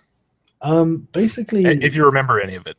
yeah, no, the Laws of Power one, I remember a few of them because when I was going through it, I was surprised. You know who Mr. Metaker is, otherwise known as Internet Aristocrat. Yeah, kind of. Yeah. Yeah, I obviously unintentionally, I would imagine, employed quite a lot of these tactics, and it was just a very interesting thing. Like I think he just did them, like, instinctively thought that what he was doing was a good idea or whatever, and it turned out it was in a lot of ways. The great thing about it is as well, he always gives like concrete examples of these things happening in history to back it up. It's very much like The Prince by Machiavelli. He gives really, really solid examples of actual instances where this has happened to back up his points, and I really like that. I find it very persuasive. Yeah. Well, that would definitely help, yeah. Yeah. So what did you read? What sort of stuff have you been reading? Oh, Jesus, I have a lot of... let's see. What am I reading? Oh, I have a history of Islam. Oh, really? You should... Yeah. I have like a stack. It's kind of hard to say because I like read... Essentially what I do is I have like a stack of about 30 books and I read like, 1 or 2 pages here and 1 or 2 pages there, and I never actually finish one. Yeah, no, I know exactly what it's like. I'm actually making the effort to just put one book down and then not start another one until I've finished the one I'm on, Yeah. Unfortunately, with this history of Islam, it's by Oxford, Oxford University or something. And it's like, okay, here's the history of Islam in the first chapter, essentially. The early history, at least. Mm-hmm. Everybody running around killing each other, whatever. Yeah. All the caliphs and nonsense. And it's like, this guy killed that guy killed that guy. Some other one got killed, and that guy got his head chopped off. And it's like, okay, great, whatever. I don't remember any of that, right? Yeah. And then it's like, all right, now let's look at all this art and architecture and all this stuff for 300 pages. I'm like, well, fuck you then. Well, what's wrong with art and architecture? No, it's like, I want the history. Like, you can put the art and architecture in, but finish the history, though. Well, yeah. Like put the history at the start and then say, also, they have this stuff. And it's like, I don't know. I skipped it. And that's as far as I've got. I like a well-told historical tale. There's a guy. Yeah, that's the problem, right? It's like a nice narrative sort of flow that you can kind of follow. Yeah. Well, there's a guy called Tom Holland, and he did a book called Flame of Islam, and it's amazing. It's really, really fucking good. He's actually probably one of the best historical writers, and everything. I mean, he's a professor in history or something, and he spends a huge amount of time researching this, and so everything he does is very historically accurate, and he tries to build up a picture of like the character of the people he's describing as well as just their actions. And it's always very, very, very, very well done and very like just highly polished. And yeah, totally worth it. I totally recommend it. That'd be better worth a read. Yeah. I think that's partially why I have so many books on the go a lot of the time, is because I start reading it and I'm kind of like, I don't know, it just loses the flair. A lot of the time, it's not written engagingly enough, or it's just, well, to be perfectly honest, I have an incredibly short attention span. Honestly, that's one of the reasons why I prefer audiobooks. I often find myself doing other things, but listening to an audiobook in the background. Yeah, I cranked through about 300 pages of House of Leaves, which is like this weird, like over the weekend, I think. And it's like a horror novel, but basically it's about this video that this like old guy, it's supposed to be a video that was made by a guy and his family about a house that's bigger on the inside than it is on the outside, but like massive. There's like a tunnel and he goes down and it's like this giant space with like a staircase that takes 13 hours to go down. And then, but that's not the actual story, because there's it's told through like scholarly footnotes and stuff by this old guy who like was putting together scraps of paper all about this video. And then on the outside, second to outside layer, there's this guy who's like writing all these footnotes about things that the old guy said, and like about how he's going crazy reading this thing. And then there's like the editors who are pointing things out about things that guy said. And I cranked through about 300 pages of that in about It sounds 2 quite days. Lovecraftian. It's odd. It's definitely worth a read, in my opinion, because it's I don't know. It's weird because it's sort of like written in a really boring style. Like this happened and this happened and that happened, but it with all the footnotes and stuff, it's oddly engaging. But part of the reason it's so easy to get through it with such a short attention span is that there's this huge chunk of pages in the middle that essentially have, you know, one sentence or one word on each of them. Fair enough. For effect, right? This guy is big into, like, I don't know, he uses the typing to make it look like it's supposed to be, like the staircase is stretching and he has like the kerning increasing with each letter of the word. Right, okay. Yeah, it's weird. That's a dumb book. I haven't seen it, so I can't judge. In some sense it is. Because it's, I don't know, it's all gimmicks, you know? Yeah, I'm not big on gimmicks, to be honest, so maybe it is a dumb book. However, it's probably worth looking at if you're into gimmicks, which you are for about 300 pages. And then the rest is, you know, not so much, maybe. So what subjects were you going to tackle next? Sorry, did we cover that? Did I ask? I can't remember now. It's fucking 3 a.m. almost. Did it? I thought you're probably getting tired. Okay. We kind of never really finished talking about why I'm not tackling Islam, but I guess it doesn't really matter. No. I'm interested. So what was the conclusion of that? Well, I'm not really sure. We kind of got dragged away from it. I don't even remember how far we came now. All right. Well, okay. Well, basically, what's preventing you? Have you read the Quran? No. Oh, I don't blame you. Although I'm saying that I'm quite looking forward to getting to the part where Muhammad starts conquering stuff. That's always where a story gets good. It can be. It depends on how it's told, I guess. Well, I mean, I can't think of a conquest story that's boring. It's not a boring sort of thing to happen, is it? All of the conquest in the Bible is boring. You think so? I really think so. It's written in such a horrible style. It's just unbelievably boring. It is a bit stilted. I'm not gonna lie. The problem is, like, Middle Eastern rulers really weren't very, like, eloquent, or they didn't really want to inform anyone of what had happened. You know, I mean, you never get battle dispositions or anything like that, which the Romans did constantly. You just get the propaganda at the end, where, you know, the glorious leader destroys the enemy army, and then that's kind of the problem with it, isn't it? It's like, yeah. You know, I don't know. It's really not that interesting when all you're reading is like pamphlets they handed out to say, "Look how great we are." It's just yeah. That is kind of the European stuff is far more in depth, and you've got to really admire the sort of attention to detail that they put into it as well.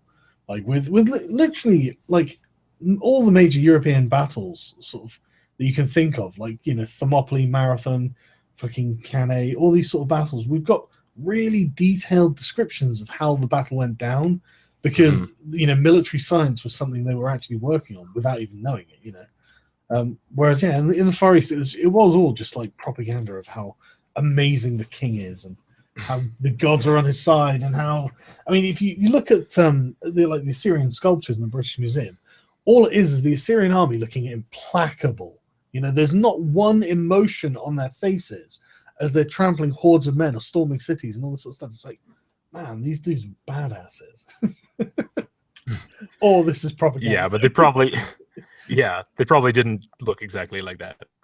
Of course not. They probably look, you know, sweat running down eyes. Yeah, exactly. But these guys look like they've just come out of the shower or something, put on some robes, and marched in parade formation into the city. And now they've come out with, you know, just packs and packs of dudes, and they're chopping off the heads and selling them for money and stuff. It's like, fucking hell.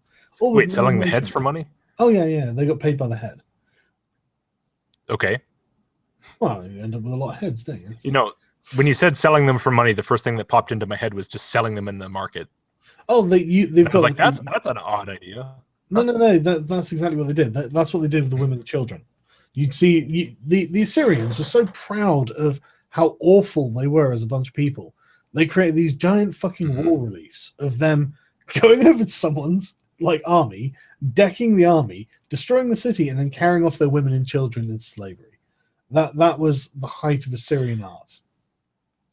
Women and children doesn't surprise me. I was talking about the heads. Oh no, not the heads. Sorry, they just sell those. But the thing is, that's not they sell heads for money. They got paid by the fucking head. I mean, these are like the worst people to ever have existed. And then they're like, oh my god, the British Empire was terrible. It's like, no, it wasn't. You have no idea what terrible. Isn't it kind of similar to that? Wasn't there a guy in the Bible who like wanted to? What did he want? He wanted something, and he goes and like chops off like 1,000 foreskins and gives them to some other guy. Oh, isn't that Samson? Is it Samson? I don't remember. I kind of vaguely know the story, but I'd have to Google it. I'm pretty sure it's Samson with the foreskins. But yeah, 1,000 foreskins. Why? What do you need 1,000 foreskins for? Oh, David, apparently. Sorry. But yeah, what possible use for 1,000? Maybe they use them. Maybe they use them like they kind of fold them over inside the holes they poke in the curtains to hang the curtains. Kind of reinforces them or something. I don't. It's possible. I mean, I literally have no idea. But yeah, apparently history's full of bullshit. I've decided. I mean, these Assyrian propaganda pieces. The thing is, right, there is value to be had from them because you get to see what they were wearing and what they're carrying. You know, obviously the emotion of the Assyrians themselves, like, you know, stone-faced and all their enemies. The enemies are always either losing or dead or enslaved. You never really see them fighting back. The only time you see them fighting back is when they're in their city and obviously losing. Yeah, but I mean, they're obviously propaganda pieces. But it's quite entertaining to also see how they viewed themselves, which was really as like amazing. They have really high opinion of themselves. It cracks me up. That's pretty funny. Yeah, so it's great stuff, and they're all really, really awesome carvings as well. So for the artist, yeah, I think I know what you're talking about. I think I've seen some of them. Yeah, they're pretty cool. Yeah, it's yeah. So like, what else do you do? What else do I do? Yeah. Like, you know, anything. I just exist on YouTube. Ah, do I even have a life outside of YouTube? Am I even a person? We can just talk about you doing YouTube if you want. I don't mind. Yeah, well, I don't know. See, it's kind of a mystery, you know. Man, I'm a trans black lesbian non-transitioning trans woman. Well, good, because it's too fucking late for mystery for me. So just tell me. People are always, you know, they always doubt my blackness. I mean, they see my white hands, and it's like they don't realize that I'm wearing gloves. I'm wearing white gloves. That's pretty Pink despicable gloves. of them. I'd be triggered. Yeah, it really is. It's so fucking racist. Yeah, it's terrible. But you're not a big fan of Tumblr then? And they're always asking about my hat. Like, can I have your hat? And it's like, no, dude. That's part of my head. What? So do you? Yeah, that's part of my head. That's built into my skull. Right. Okay. So do you use like Tumblr and all that, or do you just see these like pronouns just floating around the internet, or what? They're everywhere. I mean, Tumblr, that's just the tip of the iceberg, isn't it? Pretty much, yeah. It might be the iceberg.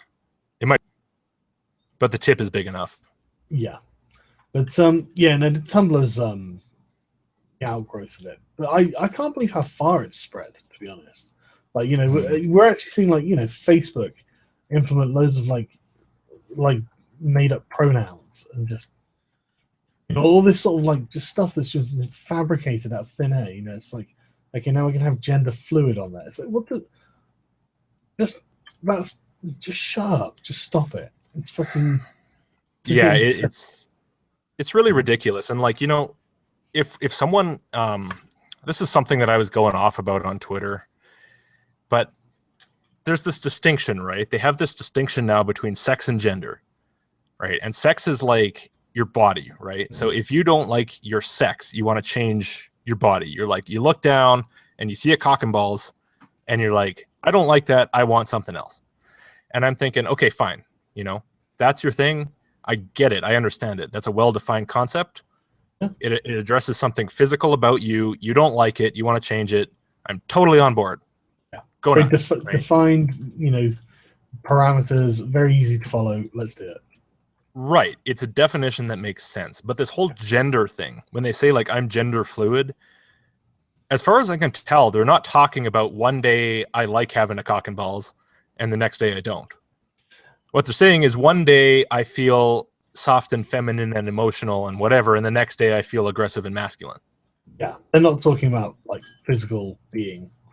And all I can think is, dude, there are days when I feel like more emotional and, less aggressive, and vice versa. Right. And there are days when everybody feels that way. It doesn't turn you into a man or a woman. Yeah, it's kind of sexist to think it would, isn't it, really? Yeah, it's all based around these stereotypes. And, of course, these stereotypes have some basis in sex. Like, I mean, there's differences in hormones and, physical differences that cause statistical probabilities of how you're going to be on any given day, I suppose. But I thought the whole thing was that, like, stereotypes are bad. I thought that this was supposed to be like not a good thing, right? Well, these gender stereotypes. I agree with you, and I would have thought that they would have thought they're not a good thing either. But the thing is, there's no other way to lazily dismiss white men than gender stereotypes, because otherwise you might have to have an argument with them. And generally, no one gives white men the benefit of the doubt. I mean, this is something really interesting. They don't really understand what like male privilege is. It's like, there's no advanced, special fucking program for a white man. There's no fucking, there's no leg up in society for white men. There's no affirmative action. There's none of this bollocks. It's work hard, and if you're lucky, you'll get somewhere. And so it makes white men work really hard. They do ridiculous hours. They don't get anything for free. And I'm not saying other people get things for free, and I'm not necessarily. Some people do, some don't. It's all depending on means testing and all that sort of stuff. It's all dependent on life circumstances, background, blah blah blah. But at the end of the day, nobody gives a white guy something for free because he's a white guy. If anything, that is used as a common reason not to give him something. And so I honestly think that in itself is probably what they're talking about with white privilege. It forces you to learn skills, and that is a privilege, and that's the bizarre thing I made this video a while back where there was this Hindu science article. It was the science in Hindu scriptures, something like that. And it was utter nonsense. It was really like the reason for putting the dot on your head, and I don't know. Which chakra is that? Yeah, it was some kind of garbage like that, like 8-10 reasons. And I didn't even really address it. I just kind of made fun of it and then went off on a topic about why not criticizing a particular claim based on the race or the geographical origin of the person who made it is ridiculous. And I get this guy come on and start arguing with me, saying it's this shallow interpretation of identity politics and everything, and basically saying, yeah, if a person is not white, if they're from India, if they're Hindu, if they're in any way, distant from, you should not criticize them. And all I can think with that is, then how are they ever going to improve their opinions? Right? Yeah, I live for criticism. Sock puppet or something. Yeah, I live for criticism, essentially, right? I say a lot of stuff in public, and if I say something really, really stupid, I would prefer to know about it so that the next time I don't sound like such an idiot. Yeah, I'm totally with you on that, man. That's why I read my comments. And then you get these people saying, it's not the people themselves, it's the white men defending these people, saying, no, you're not allowed to criticize these people. You're not allowed to explain why they're wrong. You're not allowed to say anything to them. You just have to say, okay, tell me what you believe. Oh, that's really, really nice. Yeah, And that's it, because they're brown. And because they're inferior and they can't take it, as far as I'm concerned. That's what they're saying. Yeah. They're saying that brown people are not as resilient as white people. Wasn't it George Bush that coined that term? The soft bigotry of low expectations. I think it was like George. I don't know who coined it, but it's a good term. No, seriously, I think it was George W. I wouldn't Bush. say it's too soft. Well, yeah, I wouldn't say that kind of bigotry is too soft, though. That's where I object to that term. But I agree with you. It's patronizing. I think it's patronizing. It's insulting, but worse, I think it's actually harmful. It's not just that you're insulting the person by not telling them. It's that they don't even know what you could tell them. They're not even getting the benefit of people. Like, people are treating them with kid gloves. They're walking around them and saying, oh, no, little child, just pat them on the head and go on your way. Don't, have a real social interaction with them. Don't treat them like a person. It should be humiliating. If someone were to treat you that way, it would be humiliating. And yet these people, and this is what really, it's so bizarre. Absolutely. And you get these people, like, it's so weird to me, who defend this kind of thing are the people who say that they have privilege, like white guys. Yeah. It's like, okay, dude, you're perpetuating your privilege right now. If you have privilege, like, this is the definition of it. Yeah.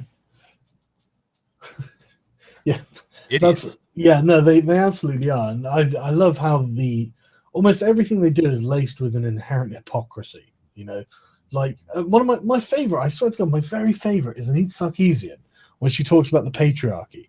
And she sat there with her big full lips covered in lipstick. She's wearing, like, I don't know, concealer or whatever they wear on the cheeks. And she's got the big hoopy earrings and her long hair tied back in a ponytail. And then she'll talk about how the patriarchy makes men and women dress and act differently. And it's just like, then why are you doing what the patriarchy wants? Why are you acting exactly as the patriarchy wants? You are traditionally female identifying, obviously. You very much present that way. Why are you playing into the patriarchy's hands? Why? I mean, you can't possibly think to yourself that it's, oh, well, no, it's not that the patriarchy is making me. It's that I choose to do this. I mean, you can't know that it's not the patriarchy making you do it unless you don't do it. And then the patriarchy isn't actually the one who's made that decision, because they would decide for you to wear the fucking makeup. So the only option is to not wear the fucking makeup. Otherwise, you don't know that you're not under the control of the fucking patriarchy, Anita. Oh my God. I hate it. She's so hypocritical. Isn't it exactly like these women who they'll say, it's really unfortunate that there aren't more women in STEM. We really should encourage more women to go into STEM. I mean, I'm not into it myself. I like gender studies, but they should go into STEM. Yeah. It's like, well, why don't you? Why don't you? There was I saw an interview with a politician in the UK called Edwina Currie, and she was talking to the obviously very feminist editor of Cosmopolitan magazine, and they were arguing back and forth about all of this, all of the there are women in STEM and all that. And then in the end, Edwina Currie just said, well, why aren't you in STEM? And she was just like, well, I don't want to. And then she's like, there's your answer. That's what these women are saying. I don't want to. Yeah, exactly. And what's wrong with not wanting to? I really don't see the problem. Well, the thing is, if you don't want to, then that's patriarchy, because patriarchy wants you to be like, a good submissive female housewife who wears lots of makeup and jangly earrings and possibly complains about the patriarchy all day. It's just amazing that I can't believe any of them go along with the things that they think and don't have, like, I don't know, some sort of fucking embolism or something. The cognitive dissonance is astonishing. Really, it is. Yeah, it's baffling. I mean, the thing is, they're so good at compartmentalizing. That's the weird thing, I mean, like, they're so good at, like, literally doublethink, holding two contradictory, the same, two ideas that contradict each other as real, in their heads at the same time. It's incredible. It's a real skill. I mean, like, I don't think I could do it. Yeah, it'd be pretty tough. That's one of the characteristics of religion. Well, yeah. There's a lot of cognitive dissonance required. Honestly, I really wonder, I mean, how do we get like social justice like properly identified as a religion? I What don't do we have know. to do? You would probably have do to we... identify what its God is, because half of the friggin' legal definitions of religion seem to include theism, which is a bit absurd to me. Yeah, well, it doesn't have to, does it? It absolutely doesn't. There's tons of religions that don't have any gods. Yeah. So yeah, I mean, I would like to. I would like the public discussion to be something along the lines of talking about it as if it's a religion, and how we can make sure it's classified that way. Because honestly, I'm just tired of the denial of evidence. That's the thing that really pissed me off. And they claiming that, oh well, we did a survey of like 1,000 people in a university, and 20% of them said they'd been raped. If we really expanded the definition of rape, therefore the incidence of rape isn't less than 1%, which is what the official statistics say. It's actually 20 to 25%. You're like, okay. Yeah, because they said they'd been drinking that night or something. Yeah, exactly. Or they weren't constantly saying yes throughout the encounter or something. Did you see that video about consent is sexy, and it's like this guy yeah, it's the guy and the girl thing. It really is. It's so awkward. It's like, can I touch you here? Yeah. Can I touch you here? Yeah. Can I touch you here? No, not yet. And then like 2 seconds later, can I touch you here now? And I'm thinking, harassment. But it's so asked the second time. Stupid. She said no the first time, dude. Yeah, exactly, Lacey, you fucking rapist. No, I'm sure, just in case anyone, I'm sure Lacey Green isn't really a rapist. I feel like I need to say that now. By certain definition, though. Well, yeah, I mean, I mean, if you're a social justice warrior, Lacey Green has raped someone. Then again, she probably has sex with men. That's true. That's a good point. Okay, so Lacey Green didn't do nothing, and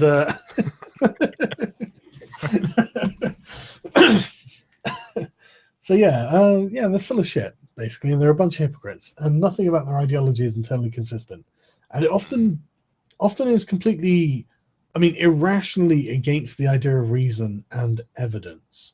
So, I mean, I really think that we have enough parallels to start describing it as a cult, at least, if not a full-blown religion, Yeah, well, there definitely are a lot of parallels. I don't really know. The problem is that you need to get some kind of a legal definition of that term, and I'm not convinced that, for example, the U.S., right? I was trying to figure out what the U.S. actually calls a religion, and it seems to me that it's kind of just whatever we want to call a religion. Like, there's no real definition. That's actually a religion, isn't it? I think so. Yeah, well, I'm pretty sure it is. I mean, I might be wrong, but as I understand it, I thought they were an actual religion, and like they actually get tax breaks and stuff. And hasn't like Jedi become a religion or something? So I think we can persuade people that social justice is probably a religion. So well, if people can, probably is. If people can convince people that flying spaghetti monsterism is a religion, they can pretty much convince them of anything, I suppose. Let me grab a quick glass of water. Sorry, I'll be back in 2 seconds. All right, sure. I'm just going to pour some more beer.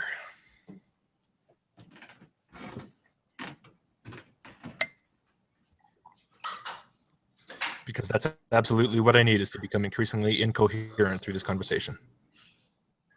In front of Huntly. Hi, people. How are you? I'm Logicked. You should it's called.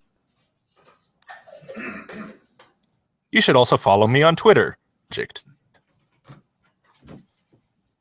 Attention. Beep boop.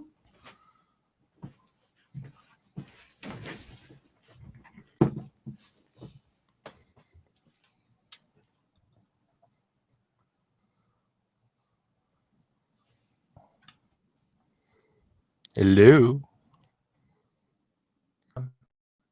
I think someone in the chat just said, I love Steve Shives. I don't even think Steve Shives loves Steve Shives. I don't either. Or Steve Shives' wife. Yeah. You know, so I mean, And like, take that however you want. I guess we've got Steve Shives' mum. Take that as Steve Shives doesn't love Steve Shives' wife, or Steve Shives' wife doesn't love Steve Shives. Either way, it works. Thing is, I'm starting to feel really bad for him now. You know, like I'm genuinely feeling legitimately bad for him because, like, he's painted himself into a stupid corner, and he's at the point where he doesn't. He really has. He really doesn't seem to be able to unpaint himself out of it without loss of, like, without just admitting he's being a giant asshole. You know, I think he's dug himself in so deep at this point that the only recourse, the only solution, is now for him to actually apologize. You know, and it's just like, okay, Yeah, you know, okay, just whatever, man. You know that video where he talks to his wife and she's sexist because it's sung by men, and his movie collection sexist because it has men, and his he likes Angel better than Buffy, and that's sexist because it's a man. Yeah. The scientifically rigorous, feminism.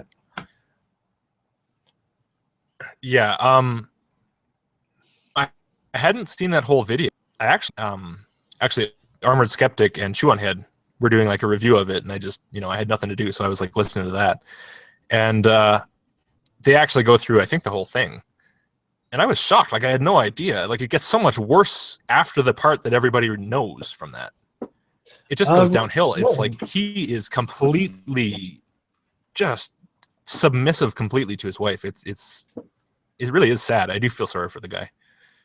And that's another reason why I say, I said right at the start, like, I think he's a nice guy who wants to make his wife happy, but I think that he's, like, at this point, is like an abused dog. Man, that sucks. Now I feel really bad for him. Seriously, that's really awful. That's really, I don't know, I could be wrong. No, a lot of people share my opinion though watching that, because I'm not saying you're awful. I'm saying that's sad. It's like, because I think it's probably true. I think he's like, I think that he's being, I don't know, I don't want to say emotionally abused necessarily, but like, I don't think she understands how awful she comes across as. I think she's a dyed-in-the-wool feminist. Steve feeds into this bullshit. He goes, yeah, I'm a feminist. Everything you're saying is completely fucking true. And then she's like, well, okay, well, if it's completely true, why do you have a sexist music collection? And then he's like, I don't know, I just like it. And then she's like, oh, well, it's okay when you just acknowledge it. It's okay, just acknowledge it. And he's just like, well, I mean, the alternative is for me to give up my music collection of the music I like. Why would I do that? Just because you think it's sexist? It's just like, but that's the thing. He's painted himself in this corner, so now he just has to get like beaten by her, browbeaten by her, because there's no other option. Is there? And what she logically can't do anything else, because she's gonna be disappointed. I mean, look at him. He's listening to sexist music. He knows it's sexist. What a fucking dick. He's not getting any tonight. Yeah. The music collection thing is really bizarre, because music, it's not like you listen to a specific piece of music because it has a woman singing it or a man singing it. You listen to it because of the way it sounds. And maybe you're just the kind of person who prefers deeper tones or whatever. I mean, if you're listening to Queen or something, that doesn't really fly, but, in a lot of cases it does. I don't know what he listens to. But, like, there are reasons that you might have predominantly male singers in your music collection, and it's not that they're men, it's the way the music sounds with their voice in it. I think Steve's just a sexist, mate. I think his wife's right. She knows him better than we do. He's probably just sexist. That's true. She does know him better. That's a good point. She does know him a lot better than we do, so maybe we should not presume to speak for them. Yeah, no, but you're right. It's ridiculous concept, and the same with Angel and Buffy. I mean, the thing is, right, they're always going on about identification. It's like, oh, we need female characters that we can identify with. And then she's like, well, you're sexist for identifying with Angel. It's like, well, okay, you identify with female characters. That's what you're going on about. It's just natural that I would do this. You've just said it's natural for me to want to identify with a female. Therefore, a man would obviously want to identify with a male. Surely. Right. Yeah, sure, but it doesn't work that fucking way, because this way she gets to point the finger at you, Steve. and this is something that also confuses me, is what if all the female characters are Nazis and all of the male characters are, feminists and whatever? Then do you identify with the females still? I presume No, so. you identify with the fucking males because they're the people who are actually like you. No. Well, that's the thing. I mean, like, I was actually having a conversation with. Oh, the fuck was I having a conversation with? It was some crazy AW, and they were giving the example of like a fight between a man attacking a woman or something, and they said that they presumed that because I was a man, I'd be identifying with the attacker rather than identifying with the victim. And I was just thinking, wow, why the fuck? And yeah, no, I was just like, no, that's the most ridiculous thing in the world. But my gender would be the important factor in that situation. It just, I was staggered, and that's how they think. I honestly, genuinely think that that's how they think. I don't think this person was expecting me to say no and be so like, no, that's unbelievable that you would think that. I genuinely don't think they were expecting it. Where has this come from? I mean, is it a result of like an incredibly superficial culture where you just stop caring about minds at all? Like, you can't identify with people based on what they think. Someone can write something anonymously and I'll either agree with it or not agree with it, identify with it or not identify with it. It doesn't matter. Like, I don't even need to know the sex of the person that wrote it. But people apparently, for some reason, this identity politics thing, it's an obsession with the physical. Like, don't they have anything in their heads? Like, they can't identify with anything someone says rather than what someone is physically. It's very confusing. Where did this come from? That's a fucking good question. Late, so I'm probably not going to give you a good answer. Okay, I personally think it comes from the adoption of Marxist principles of class conflict. These people there are loads of them that are real dyed-in-the-wool Marxists. I mean, they wear T-shirts with like stuff like "violent anarchists for communism" and stuff like that, and they run around. I mean, the Black Lives Matter protests, right? A bunch of them was screaming stuff like, "All we have left to lose is our chains," or something, which is the last line of the Communist Manifesto. Right. It's ridiculous, and it's like, okay, look, you're not being enslaved. You're not like a serf. You're just someone who dropped out of fucking school. Mm-hmm. If you'd not dropped out of school, you'd be doing rather well. You shouldn't have dropped out of school. Go back to school, get an education, get a job. But instead, they drop out, they end up committing crimes. And this is like the school to prison pipeline that they talk about with black people. And now we're talking about they with black people. This is what they're always talking about when they're talking about it. It's like, okay, but all of these points, they're a choice at this point, You don't have to drop out. You don't have to commit a crime. You don't have to get someone pregnant before you're married to them. These are the sort of, the social, like, I don't know, hurdles that they fail to get over or something. And and you know that these things are not going to help you. Yeah, I mean, they're obviously bad things. Why would you do them? It's kind of like this thing of, teach men not to rape. It's like, no, they fucking know not. The rapists know not to rape. They just do it anyway. Yeah. Same thing with these. If you have an epidemic of people dropping out of school and whatever, going to prison, they know what they're doing. They're not stupid. Yeah. Okay, they're not stupid. They're not stupid because they're black either. Yeah, totally. This is the soft bigotry again. It's like, I mean, if it was a bunch of white kids doing the same thing, you'd be very critical of them for doing these things because you think they have agency. You think they're in control of their own destiny and they decided to drop out of school. As soon as like people like Steve Shines, talk about black people, now they don't have any agency. Now they're not responsible for a damn thing that they do. And it's just like, wow, that's really insulting. That again, it's like as if they're just animals. That's how you're talking about them when you deprive them of their agency. And this is why I say that the soft bigotry of low expectations isn't so soft. I think it's just flat out hard racism. Yeah, I agree. I totally agree. I think it is genuine racism, and even if it's done from like a benevolent point of view, it doesn't stop it from being racism. and it doesn't stop it from being bad for the people you're doing it to, because you've got to take, every adult must fucking know you have to take responsibility for your actions. You know, that's like the first lesson of being an adult, you know? That's kind of what society is built on. Yeah, exactly. If you're going to deny that to people based on their race, A, you're a fucking racist because you're denying them like a key factor for life. And B, why? What about you? What pathological altruism do you have that makes you want to dehumanize and, you know, reduce the position of these people just to make yourselves feel better? You know, that's because that's what they're doing. They're not fucking black. They're a bunch of fucking rich white kids. They don't really know any black people, probably. They don't give a fuck, but they want to feel like they're good people, you know? And so they're actually doing something really racist in order to make themselves feel better.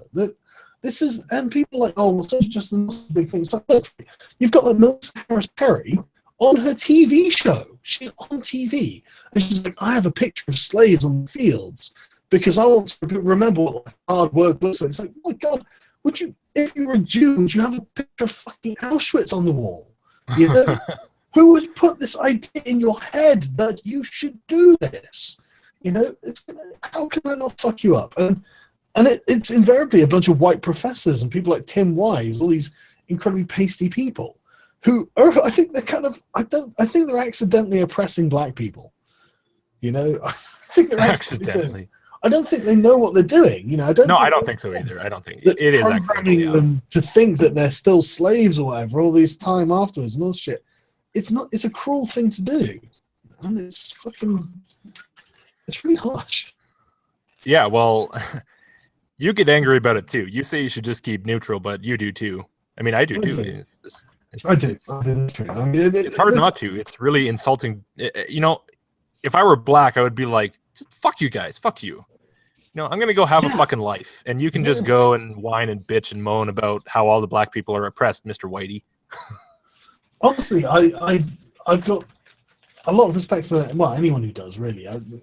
The whole like victim narrative is a seductive one because there's a lot of power in being a victim, isn't there?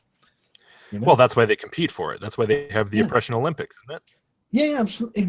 That's a great way of describing it. They compete for prize victim status, you know, and like you say with the Oppression Olympics.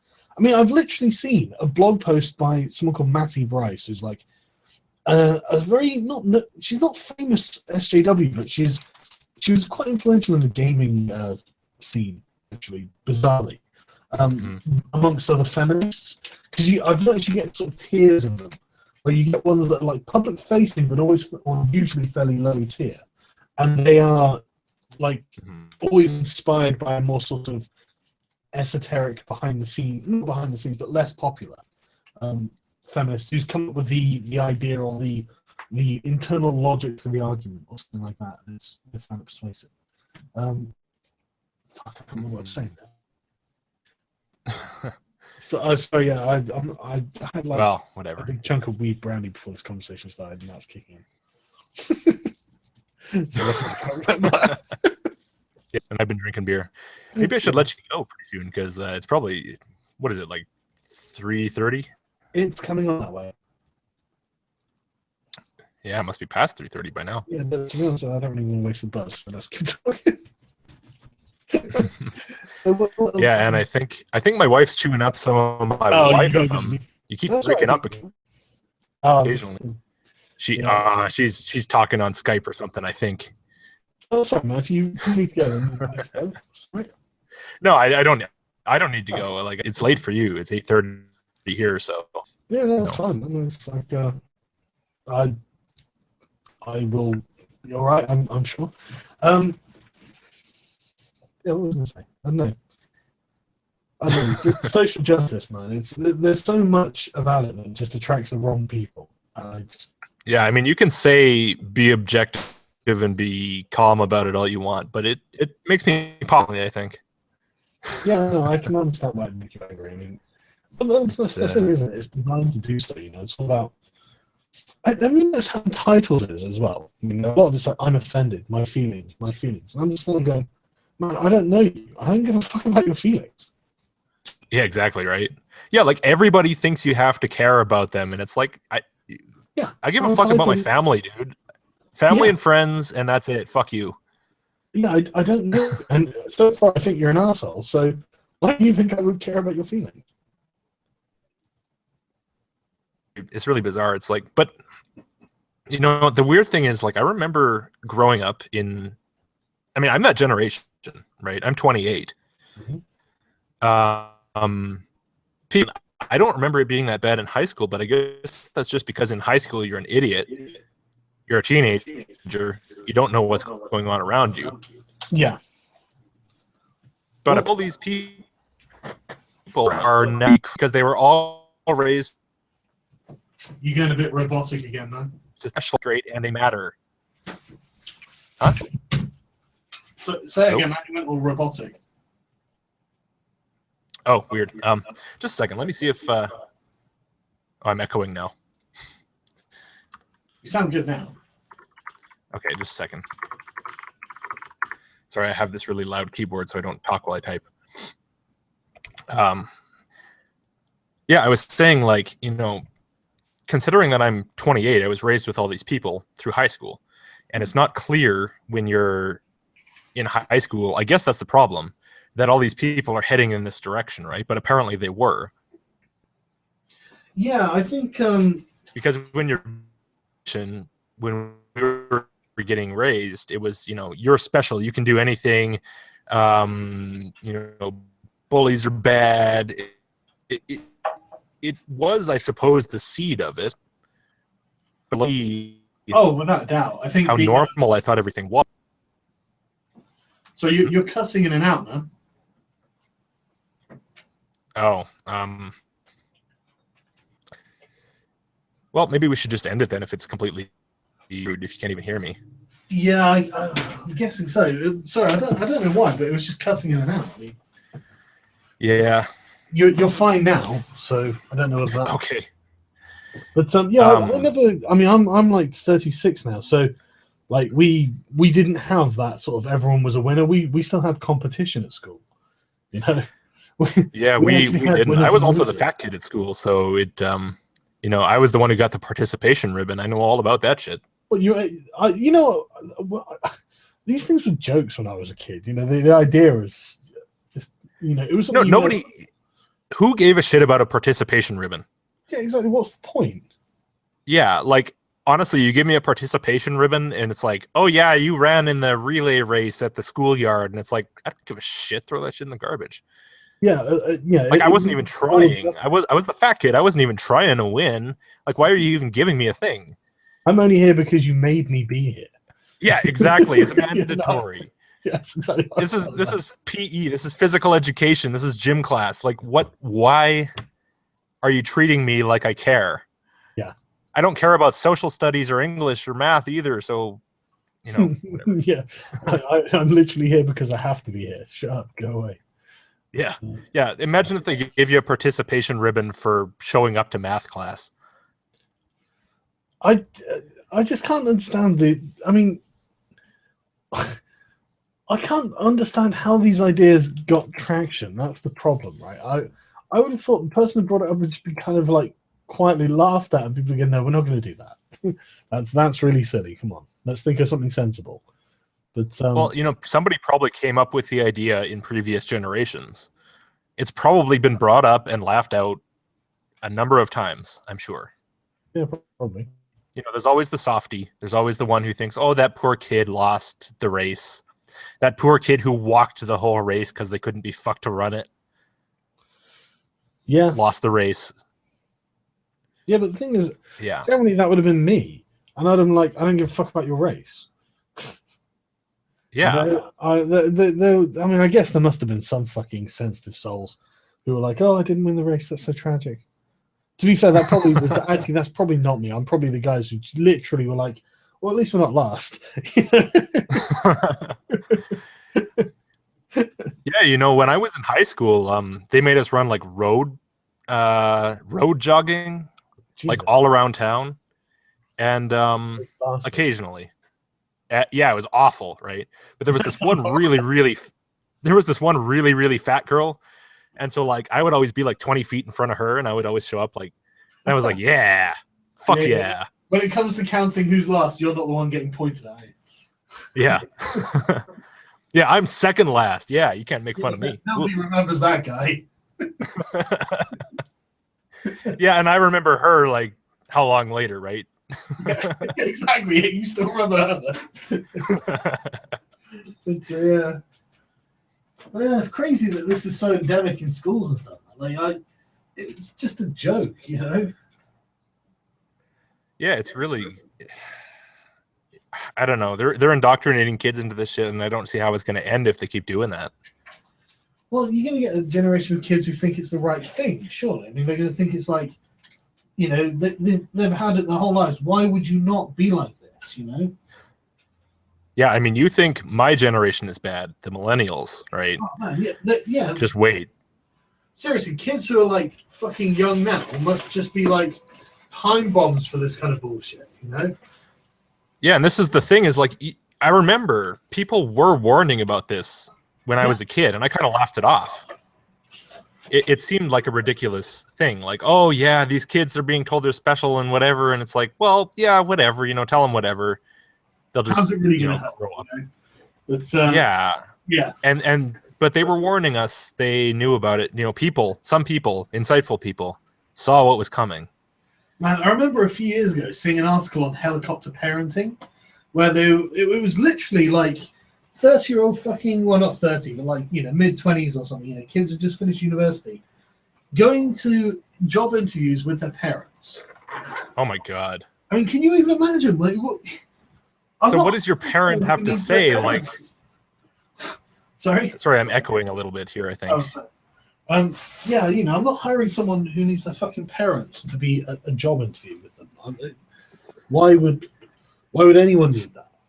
So I wonder which way it went. Was it the parents deciding to go to the interview with the kids, or was it the kids asking the parents to come to the interview with them?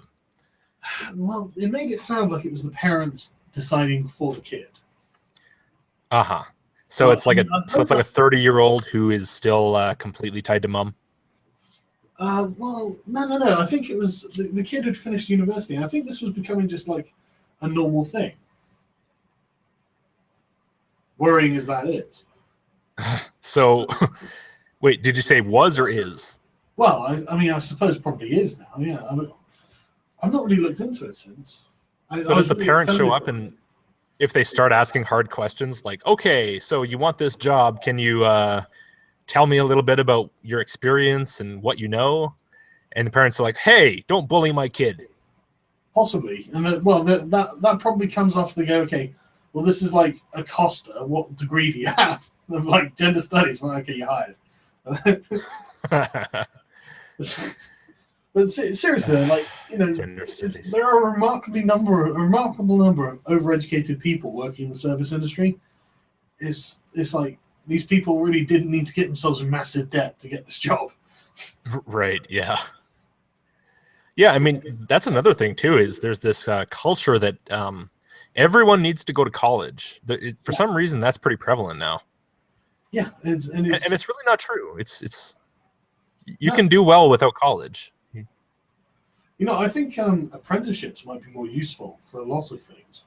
Well, for some things you do that instead. Like, I mean, welding or you know, whatever. But you know, I don't know. I think they should be emphasized more because they're a lot more productive. You know, they're actual things that need to be, you know, they need to exist in a society. Yeah, and I have to say, like, through 4 years of college, and I knew the whole time this is completely worthless to me. And then I went out and actually started working, and immediately I was like sucking up information. I was a sieve, or like not a sieve, but like I don't know what the thing is, like whatever. Just say vacuum cleaner. I was a vacuum cleaner. I was a sponge. Yeah, there you go. That's the word. How did I not remember sponge? That's bad. That's bad. Sponge. But I was a sponge, and I was like sucking up all this information over, you know, in like a year or two, I'm awesome at it, right? Like this idea that you need school, it's a piece of paper. It's worthless. It depends what you're doing, and it depends what job you get, but really worthless. Don't And if it's a lot of pseudoscientific bullshit, then it's literally less than worthless because it gives you a really warped view on the world. I mean, like, did you see the article where something like only 36% of psychology studies could be replicated? Yeah, I did see that. They retested 100 of them with larger sample size and tried to do it exactly the way that was described in the paper. And I think they even contacted the people who did the get details if they didn't understand it, didn't they? Yeah, they really in some did cases. a job on that. And like literally like a third of them could be repeated. And it's like, wow, that really is eye-opening. And you know, I mean, I've seen so much social science like just shit. Just it's total shit. It's if it's not like just obviously going to be riddled with confirmation bias, it's something that's really irrelevant and just like it's just like a pointless thought piece almost, you know. It's like, why did you do this? Well, I had fun time, you know. It's like there was, you know, you've got nothing out of this. The conclusion you came to was, I mean, the thing you were doing was obviously going to give you a vague conclusion anyway. So you know, you were never going to get anything specific from this. So why did you bother doing it? You know? Yeah, it's baffling, and there seems to be, I don't know, you know, I don't know the statistics on it, but there seems to be a lot of people who are really into this degrees and stuff. Like, I don't understand why you wouldn't take a degree that's entirely practical. Like, you're like, I want to do this job, therefore I'm going to do this and make money at this job. I think or produce something at this job. I actually think a lot of them think that they're going to stay in the university system. Become like, yeah, but that's feminist ridiculous. Like, if you're not a complete nut or moron, you realize that there's a limited amount of space there. Yeah, but they're complete and utter morons. That's why they're all ending up in Starbucks. Well, yeah, okay. No, hey, those machines are complicated, man. Sorry? Have you ever tried to use one of those foaming things to make the cream puff up? They what? They do look quite difficult to use, to be fair. Yeah, they definitely do. Yeah, very complicated. But no, I've never used one. But yeah, what was I saying?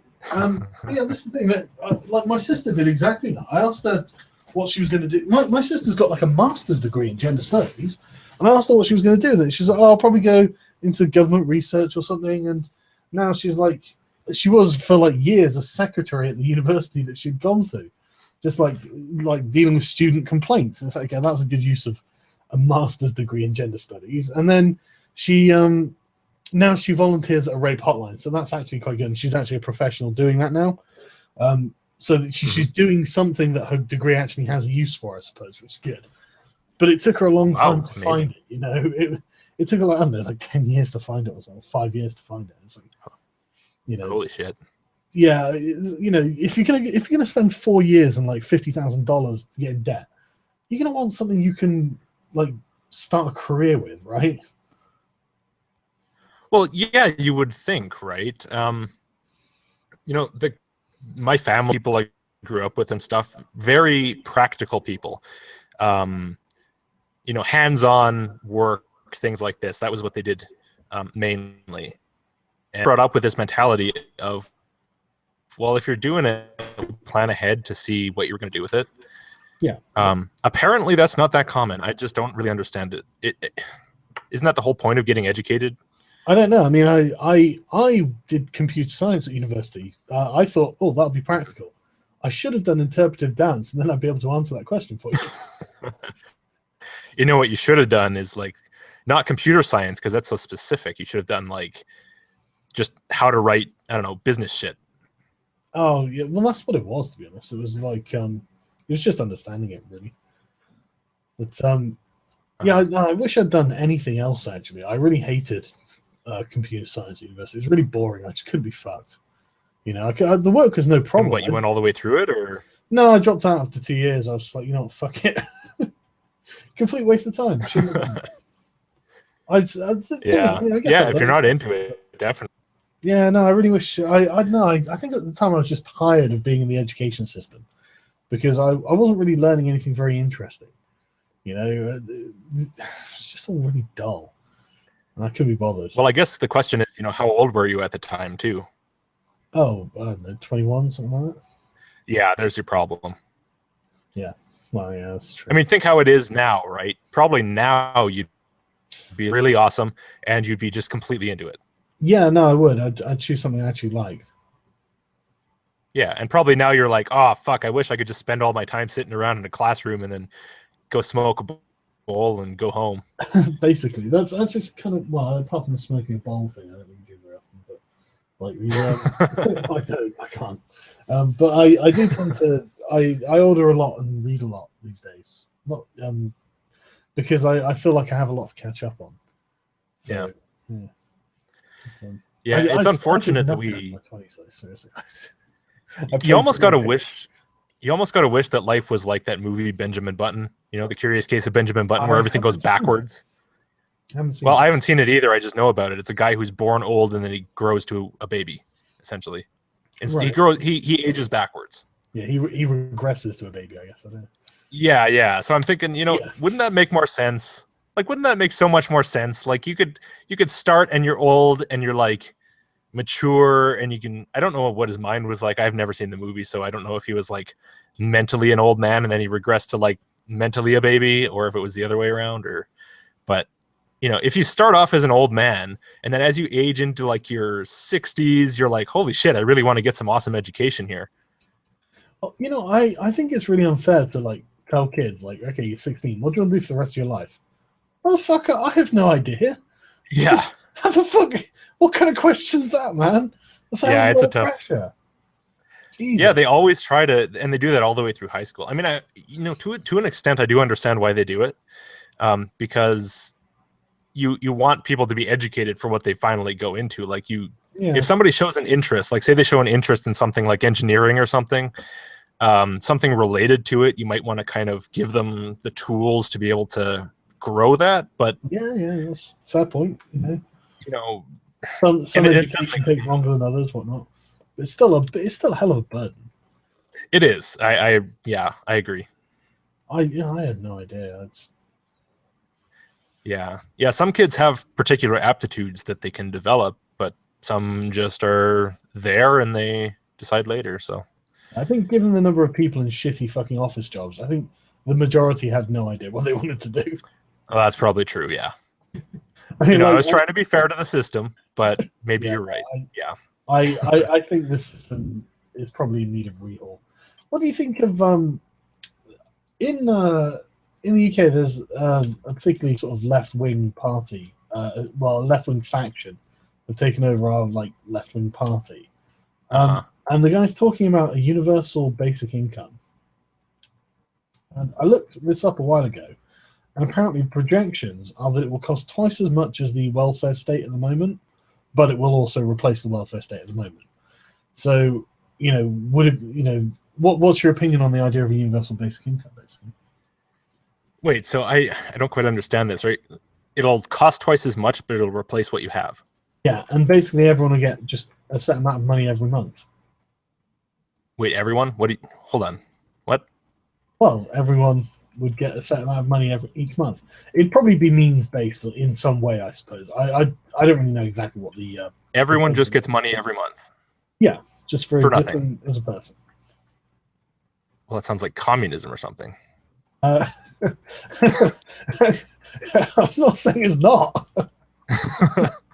but the thing is, I think there definitely have to be changes. I was having a chat with a guy from Norway the other night, and he was saying how I can't remember who said they had that or they were thinking of having that. But basically, Norway is doing remarkably well through oil, and any manufacturing jobs that were there, anything that was practical, is becoming mechanized with robots. And he is one of the people who sells these robots, various machines and whatnot. And he has a hell of a hard time persuading people that this will be good for their business. For some reason, they think that having a robot that can do things at like 3 times the speed of a person is somehow going to be detrimental to their business. And then, like, everyone's like, "Oh my god, we're all going to lose their jobs." And he's like, "No. What happens is that people just become retrained to use the robots. So their jobs become much easier, and they have to spend less hours at work." And I mean, And we were talking about this. It's like, okay, that sounds like a great thing. You know, I mean, ideally, wouldn't we want everything mechanized so nobody had to work? You know, so Definitely, yeah. I mean, if we wanted that as the future, we'd have to encourage it. We'd have to choose some sort of incentives. And I mean, I think, I think that would be a great thing. You know, having, I mean, you'd end up like having so many people who didn't need to work. You'd have to break jobs down into like timeshares. You know, the actual so people end up working like 4 hours a day. You know, well, and you would still have jobs unless you had really high level artificial intelligence that was able to like sure produce better stuff. You would still have educated jobs. You would still have people in like doing science, doing high technology, things like this. So you would still have jobs, but and some people would do them. But this is the thing. So I mean, like if I got the universal basic income, say it's like I don't think it was very much either. Like I don't know, like $1,000 a month or something, right? That's not really very much money. It's not enough money for me to just sit around on my ass and do nothing. You know? Yeah. I would, that you're not going to be able to buy a house with that. You know, you're not going to be able to go on holiday with that. So, you're going to need to work still, but it means I'm never going to be homeless or go hungry. You know, if I have no job and I can't get anywhere, I'm never going to be homeless or hungry. So, it's a safety net, and it's also just a way of improving everyone's life, So, like, because I mean, with Norway, they pay for it with oil wealth, or they would be paying for it with oil wealth. Obviously, that's not going to work for every country, but as manufacturing processes improve and whatnot, you're going to have a lot more money that is either going to go to people who own the robots, or it could be redistributed. And I know I'm turning into a complete fucking communist saying this, but we're approaching a position where we're not going to have. We're either going to have to it's going to be like these fucking robot manufacturers. They don't want to take the people on because they're going to lose jobs. It's like, okay, but so you want to be stuck in an inferior system just because people need a job? I mean, there must be a way of getting around the need for a job when we've got everything made for us, and then we can have like people doing like other things, maybe more creative and artistic things, rather than just like the manual labor. Well, it's an interesting concept. I mean, this is all. When you're talking about robots like taking over robots taking over industry or anything. It's just mechanized processes, and like automated. Yeah, but we already have that, like in, I don't know, automotive plants and stuff. There's a lot of jobs that you still can't just do with a robot. Like if you're, I don't know, working in a mill or something where you have to like do a lot of, work with a lot of different machines and actually know what the hell you're doing. Well, yeah, it does, but it reduces the number of people they need to work, right? And this is something that's becoming like endemic to everything. I mean, like websites, right? You get loads and loads of like prefab websites now that are really customizable, and this is something that you would normally have had to hire a website developer for. Yeah. But now you don't need to do that. You can just buy an off-the-shelf one that's completely customizable. Okay, I have a suggestion then. Now I kind of understand the concept, right? Yeah. What if instead of just giving everybody money? I mean, that's the thing, right? Like everybody, is it everybody just gets money? I think so. Yeah, I think every adult. So okay, so let's say that instead of giving everybody money, make education free and even incentivize it for certain things, right? Things that the country needs, but like high level, really educated stuff, and improve the public education so people are up to the task, right? So that if there's any people who are like poor, or historically their family has worked manual jobs and they don't really know what's they can't teach their kids a lot of stuff and things like this, those kids are getting the boost up to the higher level work, and you promote that so that you have all the manual jobs, the menial jobs, getting taken over by these robots, and then you have the general population getting money, able to do jobs to improve the technology even further and slowly drive it up and up and up and up and up. Yeah, I mean, I think, eventually you'll get like a class of jobs that are considered mechanized jobs and, fit for robots. Humans wouldn't do them. But this is what I'm saying is take human labor, this time wasting labor where you're like putting the head on a doll over and over and over again for 20 hours a day. Once that's all gone, you have a big opportunity, because all of a sudden you can say, well, we have all these people sitting around. What are we going to do with them? We can do anything we want with them. Let's just get everybody to just start inventing stuff and whatever. I don't know. It's kind of hard to maybe find the funding for, because there's always the funding problem. Huh?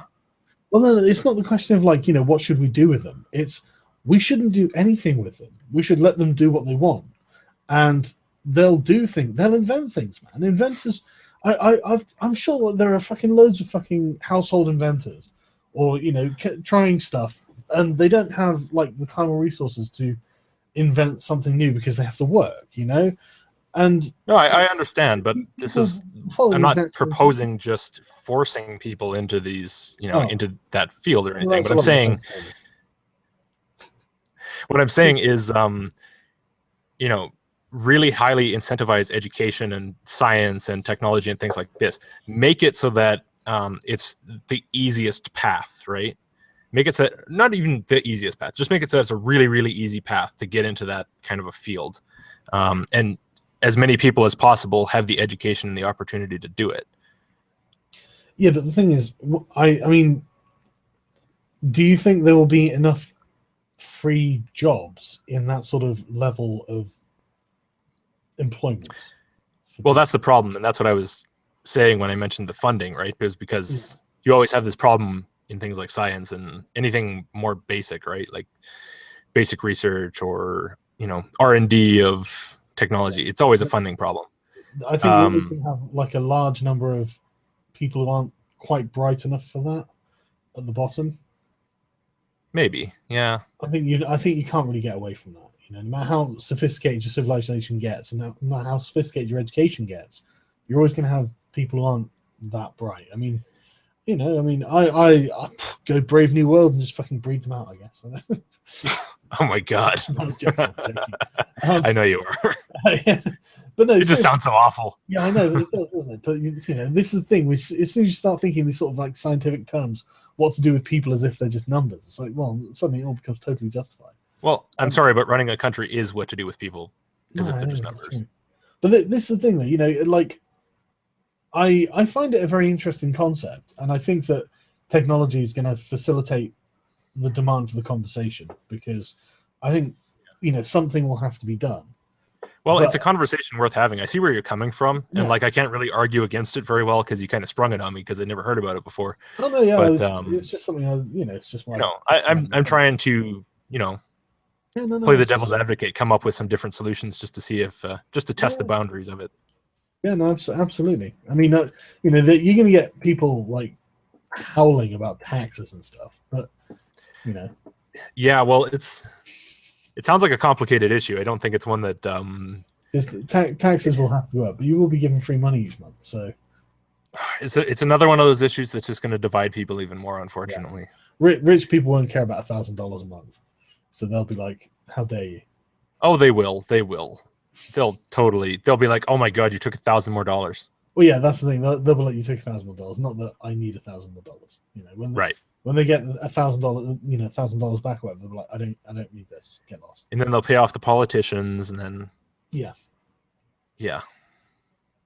But yeah, I find it an interesting idea, and it amuses me. Well, it's an interesting even just taking it out of practical implementation terms, it's an interesting future thought experiment. Yeah, thought experiment.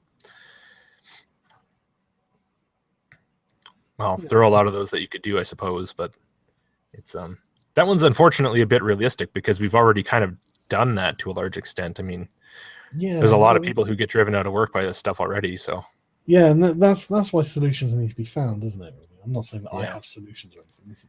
It's not even my idea. I just find it quite interesting.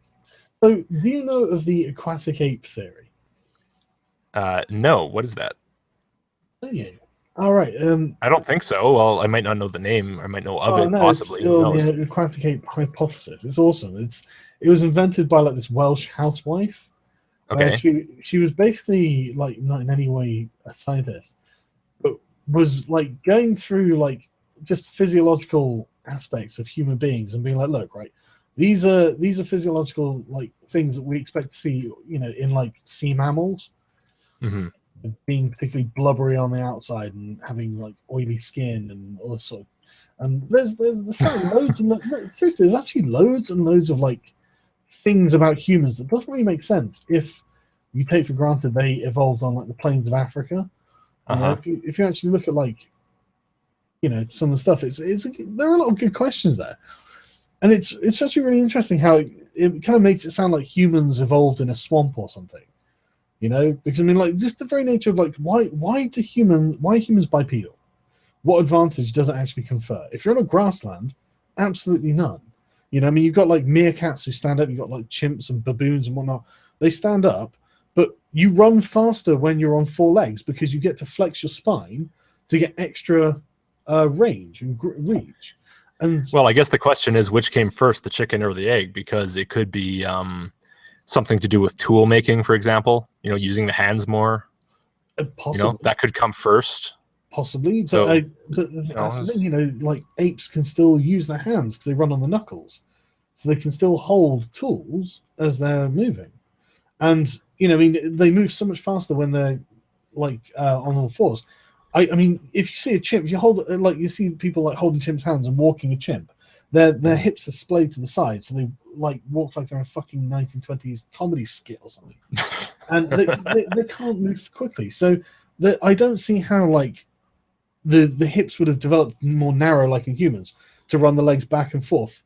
You know, I don't see how that would have evolved. You know, it wasn't evolved running from predators because none of these chimps ever got away from predators to develop their narrow hips and into well, full to be fair, running. it wasn't chimps that we But evolved from you know what I anyway. mean, like, you know, proto-human that was in the trees. You know, none of them definitely did that. But if you think about it, like the one thing that would force you to walk upright would be if you can't breathe if you're on all fours, as if you're in a body of water, you know, and you're wading through a body of water.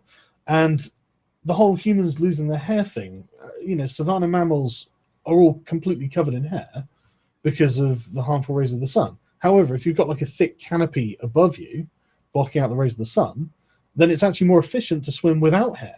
And you know, if you're in water, you would actually prefer.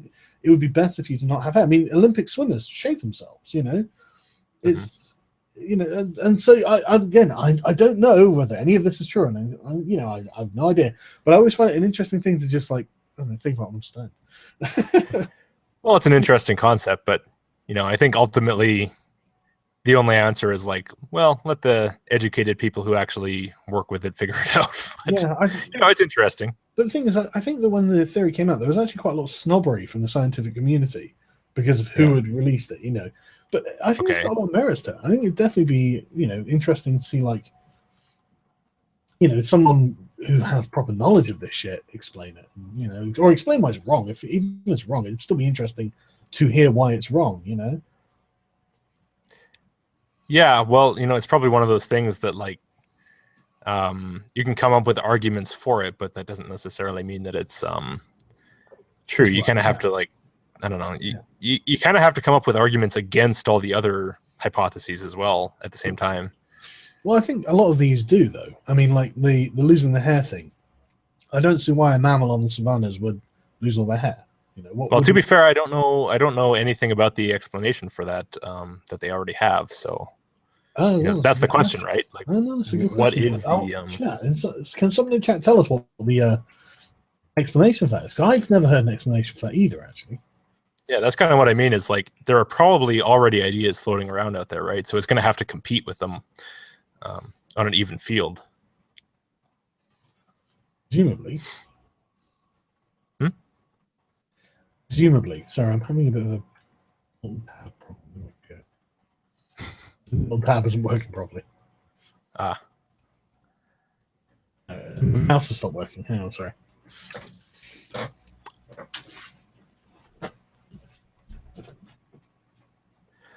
Am I alone with the audience again? Hello, audience.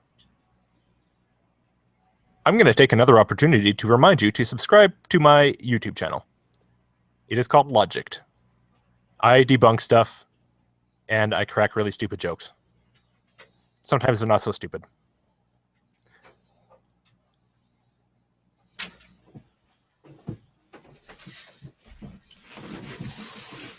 Sorry about that. Welcome back.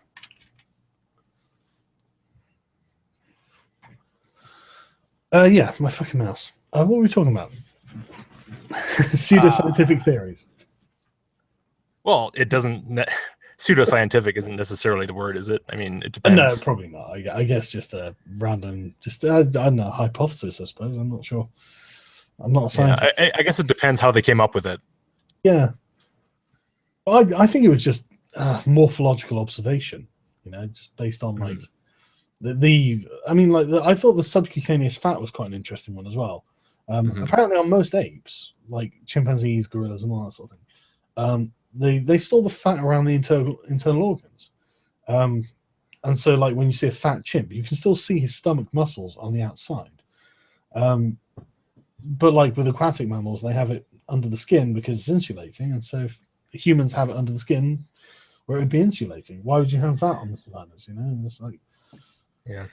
I'm always really I always have a big issue with this stuff because it's like there are so many instances in the history of biology where they thought, oh yeah, obviously, that makes sense. They look at it and they say that's a good idea, and then they realize it completely doesn't work when they actually observe more. So I'm not saying it's wrong. I'm not saying it's right. I'm just gonna let people work on it because I'm not saying it's right either. I don't know. I mean, it's probably bullshit, which is probably why it's largely ignored. But it's a strangely compelling argument, though. It's one of these things where like there are loads of little things that just kind of fall into place. I mean, like the oil in the skin and the face. Like there's like why would there be a need for that? It doesn't protect from the sun. Well, especially when you're in fucking Africa and you have sweat all the time. Exactly. Miserable. If you're swimming, it'll help, water part along your face. It creates a friction thing. I don't fucking know. I'm fucking. It's too late. Friction thing, yeah. It reduces the friction on your face from water passing by. And it's like it would actually be a palpable advantage if you were a swimmer. If you were something that existed in the water, and you've got all of these things that would actually be advantages if you're in the water, but are actually disadvantages out of the water. And so I really enjoy the theory just for that, even if it's not true, even if it's bullshit. I find it really entertaining that there are so many things that kind of line up, But again, I don't know or anything like that, So yeah, well, it's fun. Yeah, it's always fun to speculate, at least. Yeah, I enjoy it. Yeah. So, aliens, what do you reckon? What about them? Oh, so you're convinced they exist then? So you think they exist? I'm just saying specifically what about aliens are you I don't know. Well, do you think they exist? They might. Ooh. Well, okay, what do you mean by aliens? Well, that's a good question. Should we talk about, I don't know, sentient life forms? Obviously, I think like other life forms on other planets will exist, like in bacterial form. But let's talk intelligent sentient creatures. Yeah. So like us. Yeah, not necessarily physically, but like at least intellectually. No, but mentally like us. Yeah, or superior. It could be some great old one or something. I don't know. Well, superior is a weird concept, but I mean, just like us in terms of being, people know what we're like us, right? That's what you're talking about, basically.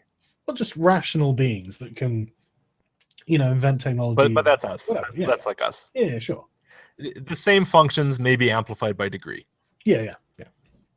The question is whether, like, there are some things that might, if there's life on other planets, there are some things that I think might be, not there are specific things, just it makes sense that there might be some things that are common to a lot of it just because it's practical. Yeah. So being carbon-based, right? Certain characteristics like, I don't know, legs or tentacles or something, some mode of locomotion, some way to eat, they're probably going to be focused on this kind of stuff a lot as well. Yeah. Right. It's probably, if they've got kicked off with some sort of evolutionary arms race, there are probably some features that are necessary almost.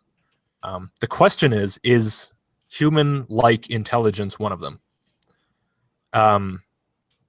We're a pretty specific evolutionary adaptation, I would say, like the way that we think and everything. There's a lot to it. It's a pretty complicated thing, and it's pretty specific. And it took, what, 3.5 billion years to happen? Yeah. Presumably once, I mean, that we know of. Yeah. So the question is it something that is it non-specific enough that it's likely to happen on another planet, or is it so specific that the probability drives down? Well, to be fair, we don't know that we're the only people who have had sort of human-like intelligence. You know, We don't. Like, We we don't. don't know we're only species. You know, But that's what makes it even more complicated. it does. But the thing is, I mean, there's also the alternative argument that like intelligence is a natural form of consequence of life. You know, I mean, as things go on and get more complicated, intelligence to the degree that humans have it might be inevitable. Right, but that's kind of what I'm driving at. Is it inevitable, or is it even probable, or is it not? Right. Why is it not inevitable then? If there's a probability of it happening after a long enough period of time, surely it's well after if you give it infinite time, everything's going to happen. Everything that's possible will happen because there's infinite time. So it just keeps going on and on. And so, like you said, 3.5 billion years. That seems like we haven't had infinite time. No, right. No, we haven't had infinite time. But so you're dealing with a limited time span, and I'm just talking about raw probability, right?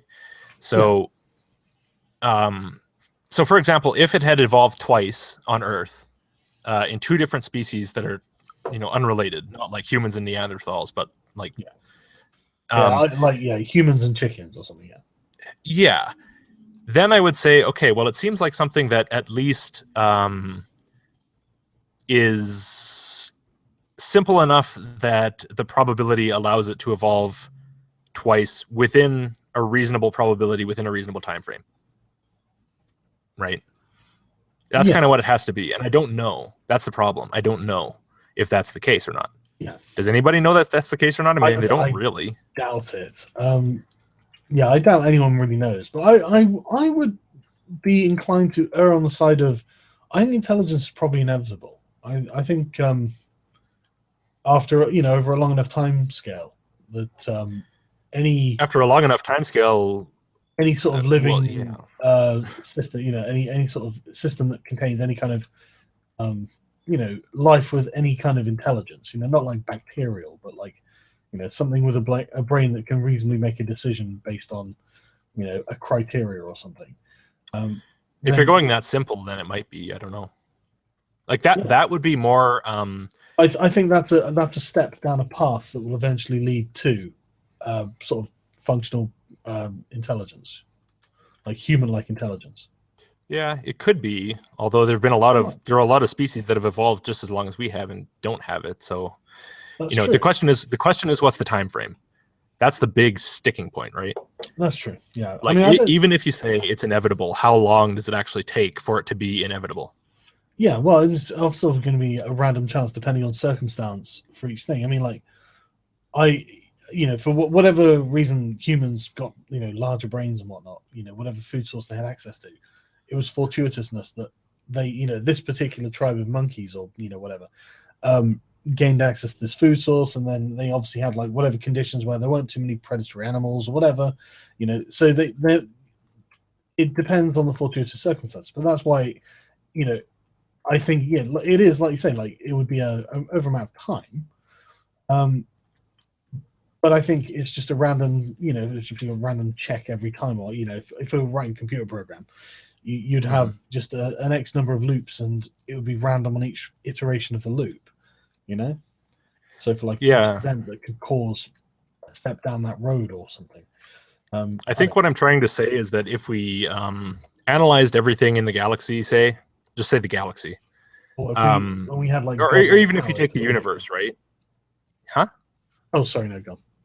even if you take the universe or whatever you want to do, right? Yeah. If you analyze every galaxy that we have ever seen, I wouldn't be surprised if you did find intelligent life, meaning human-like sort of, but I also wouldn't be surprised if you didn't, because I can't, like, they have this thing, the Drake equation. Yeah, that's and it's just to remind me, that's the one where everything should be populated and isn't, right? it's the one. Well, it depends what numbers you put in, and that's the problem. Okay, yeah. Right. You multiply basically. I'm on the right thing, yeah. Yeah, you multiply, I don't know, the number of stars and the probability of life and the probability of intelligent life. You take all these factors and you multiply them all together, and then you come out with a number. The problem is there's no way to accurately get some of those numbers. It's purely speculative. Yeah. And this is why, like, if you say, do you think intelligent life exists? I'm going to say, no, I do not think it exists. But no, I do not think it does not exist. You understand what I'm saying? Yeah, no, I understand what you're saying. Like, totally neutral position on it, because I can't know the numbers right now. Yeah, if you don't feel like you have enough information to make a judgment, obviously, I'm just making like a bullshit, it's like judgment. It's got absolutely no value whatsoever. Well, I have to say though, if you ask me, do I want it to exist? I'd be like, fuck yeah. Are you kidding me? I'd be like no, man. What if there's a horrible alien race? I don't really care. I think it's just awesome that there's like more life out there. Oh my god, look, dude, if it's the Tyranids or something, a race that like exists just to consume every living organism in fucking the galaxy, you're like, it's probably a quick death. Wow, God, I'd rather them just not exist if these are the options: quick death or them not existing. Well, you might end up with a slow death at the end. You don't know. Well, that's true, but at least if they don't exist, you might end up with a slow, painful, miserable death, and so might everybody else. That's true. We might, but I'd rather like take the risk of might having the slow death than guaranteed to have the really horrible fast death.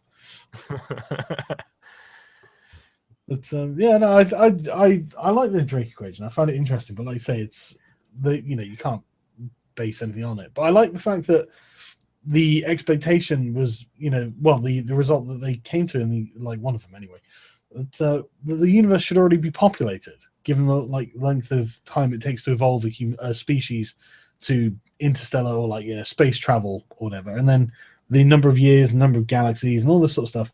It's like the question is like, where are all the aliens? And that's, well, this is the whole point behind the SETI project, right? Yeah. And it's interesting that they're doing it. I mean, it's great that they're doing it, but I'm just not at all convinced that they're ever going to find anything with that now. Yeah, I mean, how far has it gone out? Like, when did they start it? 40 years ago or something? No, SETI was in the 70s or something, wasn't it? Yeah, so like 40 years ago. So they've had like 40 light years out. It's like, what the hell's out 40 light years? Like, next to nothing. Yeah. So, how long would it take to find something? Well, then again, I guess they're receiving, but aren't they also sending with that? Yeah, I think they are. Yeah. I think they're sending and receiving, so at least their transmissions aren't going to go anywhere. Not for a long time. Yeah. Didn't they get like the WOW signal or something? I don't know anything about it, but apparently there's like some unique radio static signal or something, and the person monitoring was like, wow, and they must have been like, wow, something's fucking happened. There's not just like noise from space, natural noise. Wasn't that when they detected pulsars or something? I honestly don't know. That's what I was asking. No, I thought that I could be wrong. I kind of have this idea in my head that it was SETI or something, but they got this regular radio signal, right? And then they thought, oh, well, that's really regular. Maybe it's little green men. And then they had this whole thing about little green men, and then they realized, no, it's just like a pulsar. It's spinning around, spitting out radio signals really, really fast. So yeah, it's probably, I've got no doubt is that. That's the thing, isn't it? It's probably like someone in the chat said 4 light years was the nearest star. I don't know how true. Yeah, that's the nearest star. Yeah, but I mean, if you go 40 light years, there's still not a hell of a lot of stars out there. a sphere 40 light years across or 80 light years across, I guess, but it's really not that big. There's not a lot of stuff there to analyze. No, that's probably true. But then again, if you're receiving signals, then obviously you can have signals from a lot further away than that, because they could have been sent a long time ago.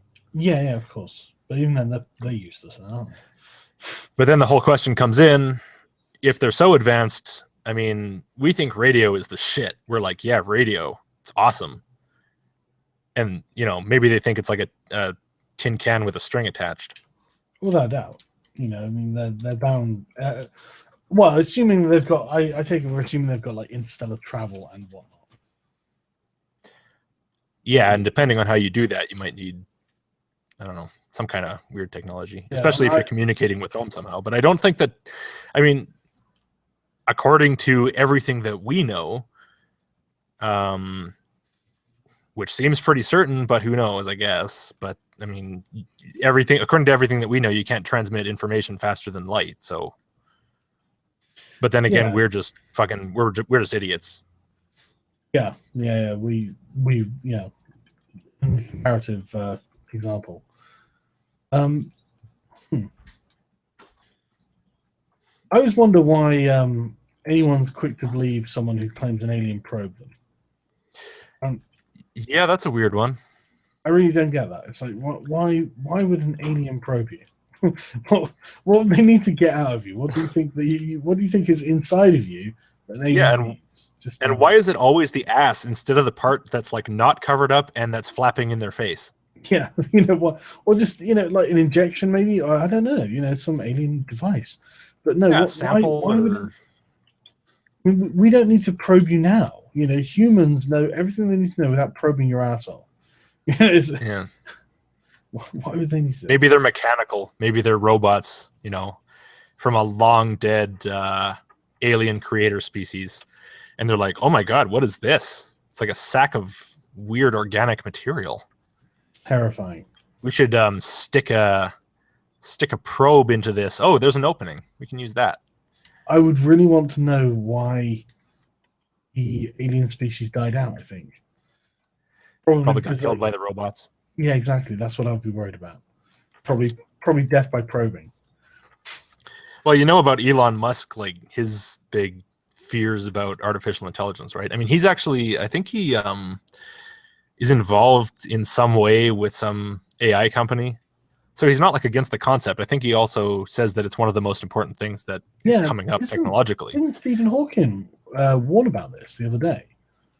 Oh, probably. He put a thing out, and there was a thing. I read it, and it was just like, if the singularity happens, then we'll all be dead within a few minutes or something. And it's just like, oh, can we make sure this doesn't happen? Is there any way? I don't know. I mean, it might be a good thing to invest in not that having happened. It is a legitimate fear, I understand where they come from on it, but it's I don't know. I don't really know what to think about it, because I don't know. Are we ever going to even be able to create that's another question, right?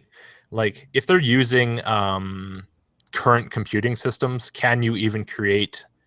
You can probably create something that acts like a human, but does that count as conscious? That's a question. Yeah, but then you're coming to the sort of components of the human brain, and are humans even conscious? That's true. Because at the end of the day, it's just an arrangement of molecules that you're talking about. Yeah. So, okay, we feel like we have a subjective experience. Would the machine feel like it has a subjective experience? No matter what you did with it. That's in a binary. Yeah, that's a good question. Based on silicon. Yeah, would the machine have subjective experience? Well, I mean, it depends what you mean, really, doesn't it? Because a machine can tell you, like, what happened to it, but I'm not sure whether it can give a subjective account of it, really. Yeah, like if I say an interest in distorting the events, like if it was like emotional or whatever, I guess emotions are really the issue. that would be holding it back. Because you'd have to simulate them, because emotions are often based on things that aren't necessarily like rational thoughts. Like, I don't know, you might be full of testosterone, so you're angry, and that sort of thing. Mm-hmm. And so, and this is the question: like, if you create a machine that for every input it gives you, it behaves exactly like a specific human does in the exact same circumstances, right? You create a duplicate. Yeah, have you created of a specific human, based on every test that you can do? Like, is it still? Does it actually feel like the human does, or does it just give the output the human does? Yeah. It's one of those questions. I have no idea. Yeah, I have no idea either. No, but it's an interesting Since we're asking weird questions. Yeah, no. So yeah, chat, yeah. If you've got any ideas, I'd love to hear them.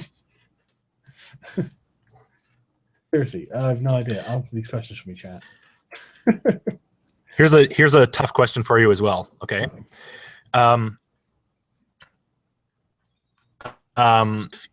You could up to a computer, right?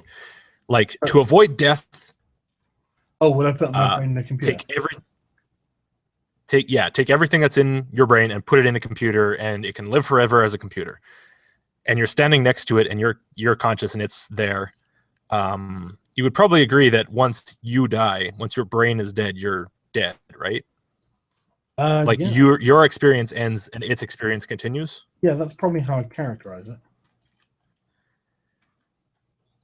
I mean, it would feel. I mean, assuming that you could do this, right? Yeah, of course. Like, just this is my scenario, right? So say that it feels like it's you, and you feel like you're you, and you die, and it continues to live and feel like it has lived your entire life and is continuing to live it. But it's still not you, right? Your experience has ended. Okay? Mm-hmm. Are you with me on that? Yeah, no, I'm with you. Okay. So now let's say that instead of doing it that way, okay, well, hold on. Let me stop for a second there and ask if you would even bother. Well, I'm not the computer, am I? So, it would just be a copy of my brain patterns or whatever. So and this is the objection. This is the objection that I've heard to the concept of doing this. I mean, people say, "Oh, it's so great! You'll be able to back up." People say, "Oh, it'll be so great when you can." Wouldn't be you. So they say, "Why would I bother to do it? I'm backing up my brain into a computer, and I'm dying, and I don't even get to experience it anymore. So I'm not living forever. The exact copy of me is living forever." Yeah. Okay. This is the objection. What if instead of doing that, you had like little nano whatever? Individually, over time, you replace one brain cell at a time, slowly. And so over time, your brain slowly becomes more and more and more machine and less organic. Would that be worth it? Because, like, interoperating, right? So they're both going at the same time, and by the end of it, you have a brain that is entirely mechanical. Yeah. Mm-hmm. And your brain is in a jar. Yeah. That's interesting. I don't know. It's a good question, because this was actually going to be the next question I was going to raise. There was a Michael Crichton book called Timeline, and in it, like, they discovered a way of going back in time, and it involved going through dimensions. And basically, in the MacGuffin in it is where they set up these two, like, I don't know, pods or something. And what would happen is it would break down the person molecule by molecule, and then send them through some wormhole to the other side, where the other machine or whatever would reassemble them molecule by molecule.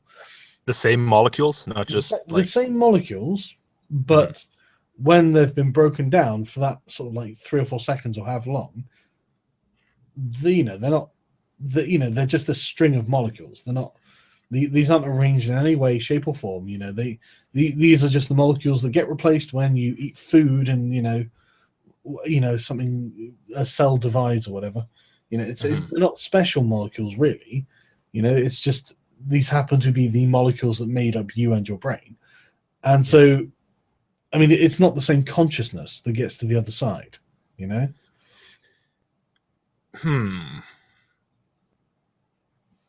You know, that's interesting, because there is nothing special whatsoever about those particular molecules. Because what you always hear is, if you have a teleporter and it eliminates the person that's in one place and rebuilds it from new molecules in the other place, then the one person has died, disappeared completely, and the other one is still there. But then if you have the same molecules, it doesn't really change anything, does it? No. But the thing I think that bothers me is the broken consciousness aspect of it. Because, I mean, even when you're asleep, you have dreams. You're still your own conscious, your own psyche. Everything's still you. It's still an unbroken stream. You're just not awake. Whereas I don't know why I can't get past the idea that my thoughts will have ended and different thoughts will occur. Because you as a person are not, and this is the common creationist argument, right? You're just molecules in motion. It's like, no, you're not just the physical things. Like, if you mix a bunch, they say, if you mix all this stuff up in a pot, do you end up with a person? It's like, no, because the person isn't just the physical body. I mean, people die not because the physical body disappears, but because the process stops. So all you are is a running process. So once you kill the process and restart the process, is it the same? I guess that's the question. Yeah, and like someone in the chat was like, look, the molecules aren't important. It's like, you're right. The molecules aren't important. No. But I think it's the continuation that's important. That's what because while is the continuation important though? Why, I don't know, but the thing is, I can't help but think that the consciousness I have in my head at the moment, the entity that is perceiving the world, it would be a different thing. It would just think it's the same. Could that be said of you now as opposed to you when you were 5? Possibly. Yeah. Like I said, I'm not. That's the thing that I don't know why, but this is always one of those things that I mean, and it's probably irrational as well. It's probably just a sort of like pathological fear of not having my own consciousness or something, But I understand the objection though, because right now you're experiencing a thing, and then all of a sudden everything goes black. And you not demolish even black, but like you completely take apart the human body. And will you be able to feel it on the other side? That's but that goes back to the question of the illusory nature of consciousness. Is it even like a thing, or is it just totally an illusion, and cutting it off like that and starting it again doesn't even make a difference? I mean, and like you said with the age thing, I mean, like all of the molecules in my body will have changed several times probably, and it wasn't something like once every 7 years all of the molecules in your body have changed. I think that's the claim anyway. I don't know where it comes from. I don't know how true. I've heard it. I've heard the thing. I've heard it around. It's probably bullshit, but I've never looked up the source, so I don't. I've never really had a reason to. If I think of myself as the same person, then all of the molecules have changed, and my brain patterns probably changed to a degree or something like that. It must just really be about the arrangement and configuration of these things rather than the actual molecules themselves, and rather than like, any intrinsic factor, because all these things change over time. So it must be about the configuration and about like the result of the pattern rather than the things that make up the pattern. That's a very hard question to answer. Yeah, I don't know what the answer is either, but well, it depends on it depends on information we don't really have. Yeah, I think. I mean, there's just not enough of an understanding there of. Yeah, but it's interesting to have the question, even just. Yeah. Yeah, so I tell you, Mike Crichton was an amazing author. He'd always come up with these. The reason it was a teleporting through dimensions thing rather than just travel back in time is because he was very fixated with the cutting edge science and whatnot, and so he'd read something interesting and incorporate it into a book. And apparently, sending information between dimensions or through wormholes or something might be plausible. I have no fucking idea. It sounds like bullshit to me, but. Yeah, sending things through wormholes. Like in science fiction, it's always so easy to send something through a wormhole. Yeah, honestly, it's just like, oops, I fell in. I'm through. This sort of stuff is reaching sort of like magic proportions for me now. My science knowledge is simply just not good enough to understand any of this. I did A-level physics. I didn't go on any further than that, so. Did you see that movie Interstellar? No, I didn't actually. What was it about? They go through a wormhole to like the Earth is dying essentially, and everybody's going to die. I probably shouldn't spoil everything, so I don't know. Spoiler alert, whatever. Yeah. The Earth is dying, and so they there's like NASA is like this underground thing because nobody even believes that NASA sent anybody to the moon or anything. Like that conspiracy has taken hold, and so NASA's like this underground organization, and they launch a rocket to send these people through a wormhole to find new planets to inhabit. And this is the spoilery part. Like at the end of it, the guy falls into a black hole, and like he sees like weird, like there was this room in his house where books were falling down and stuff before he left. Yeah. And he finds in the black hole this massive web of every moment of that room through time, where he can go and find like the moment where the books fell down, and he's like trying to get the attention of his daughter, and he like pushes the book through and the book falls down. So he's like doing it in the past to himself. And that's the kind of stuff. This stuff is so common in science fiction, where it's just like, it's almost fantasy. Like science fiction, when it comes to that stuff, almost borders on like space fantasy, because it's. Well, Extra Credits actually put out a video basically saying the same thing the other day, and I thought it was actually a really good point.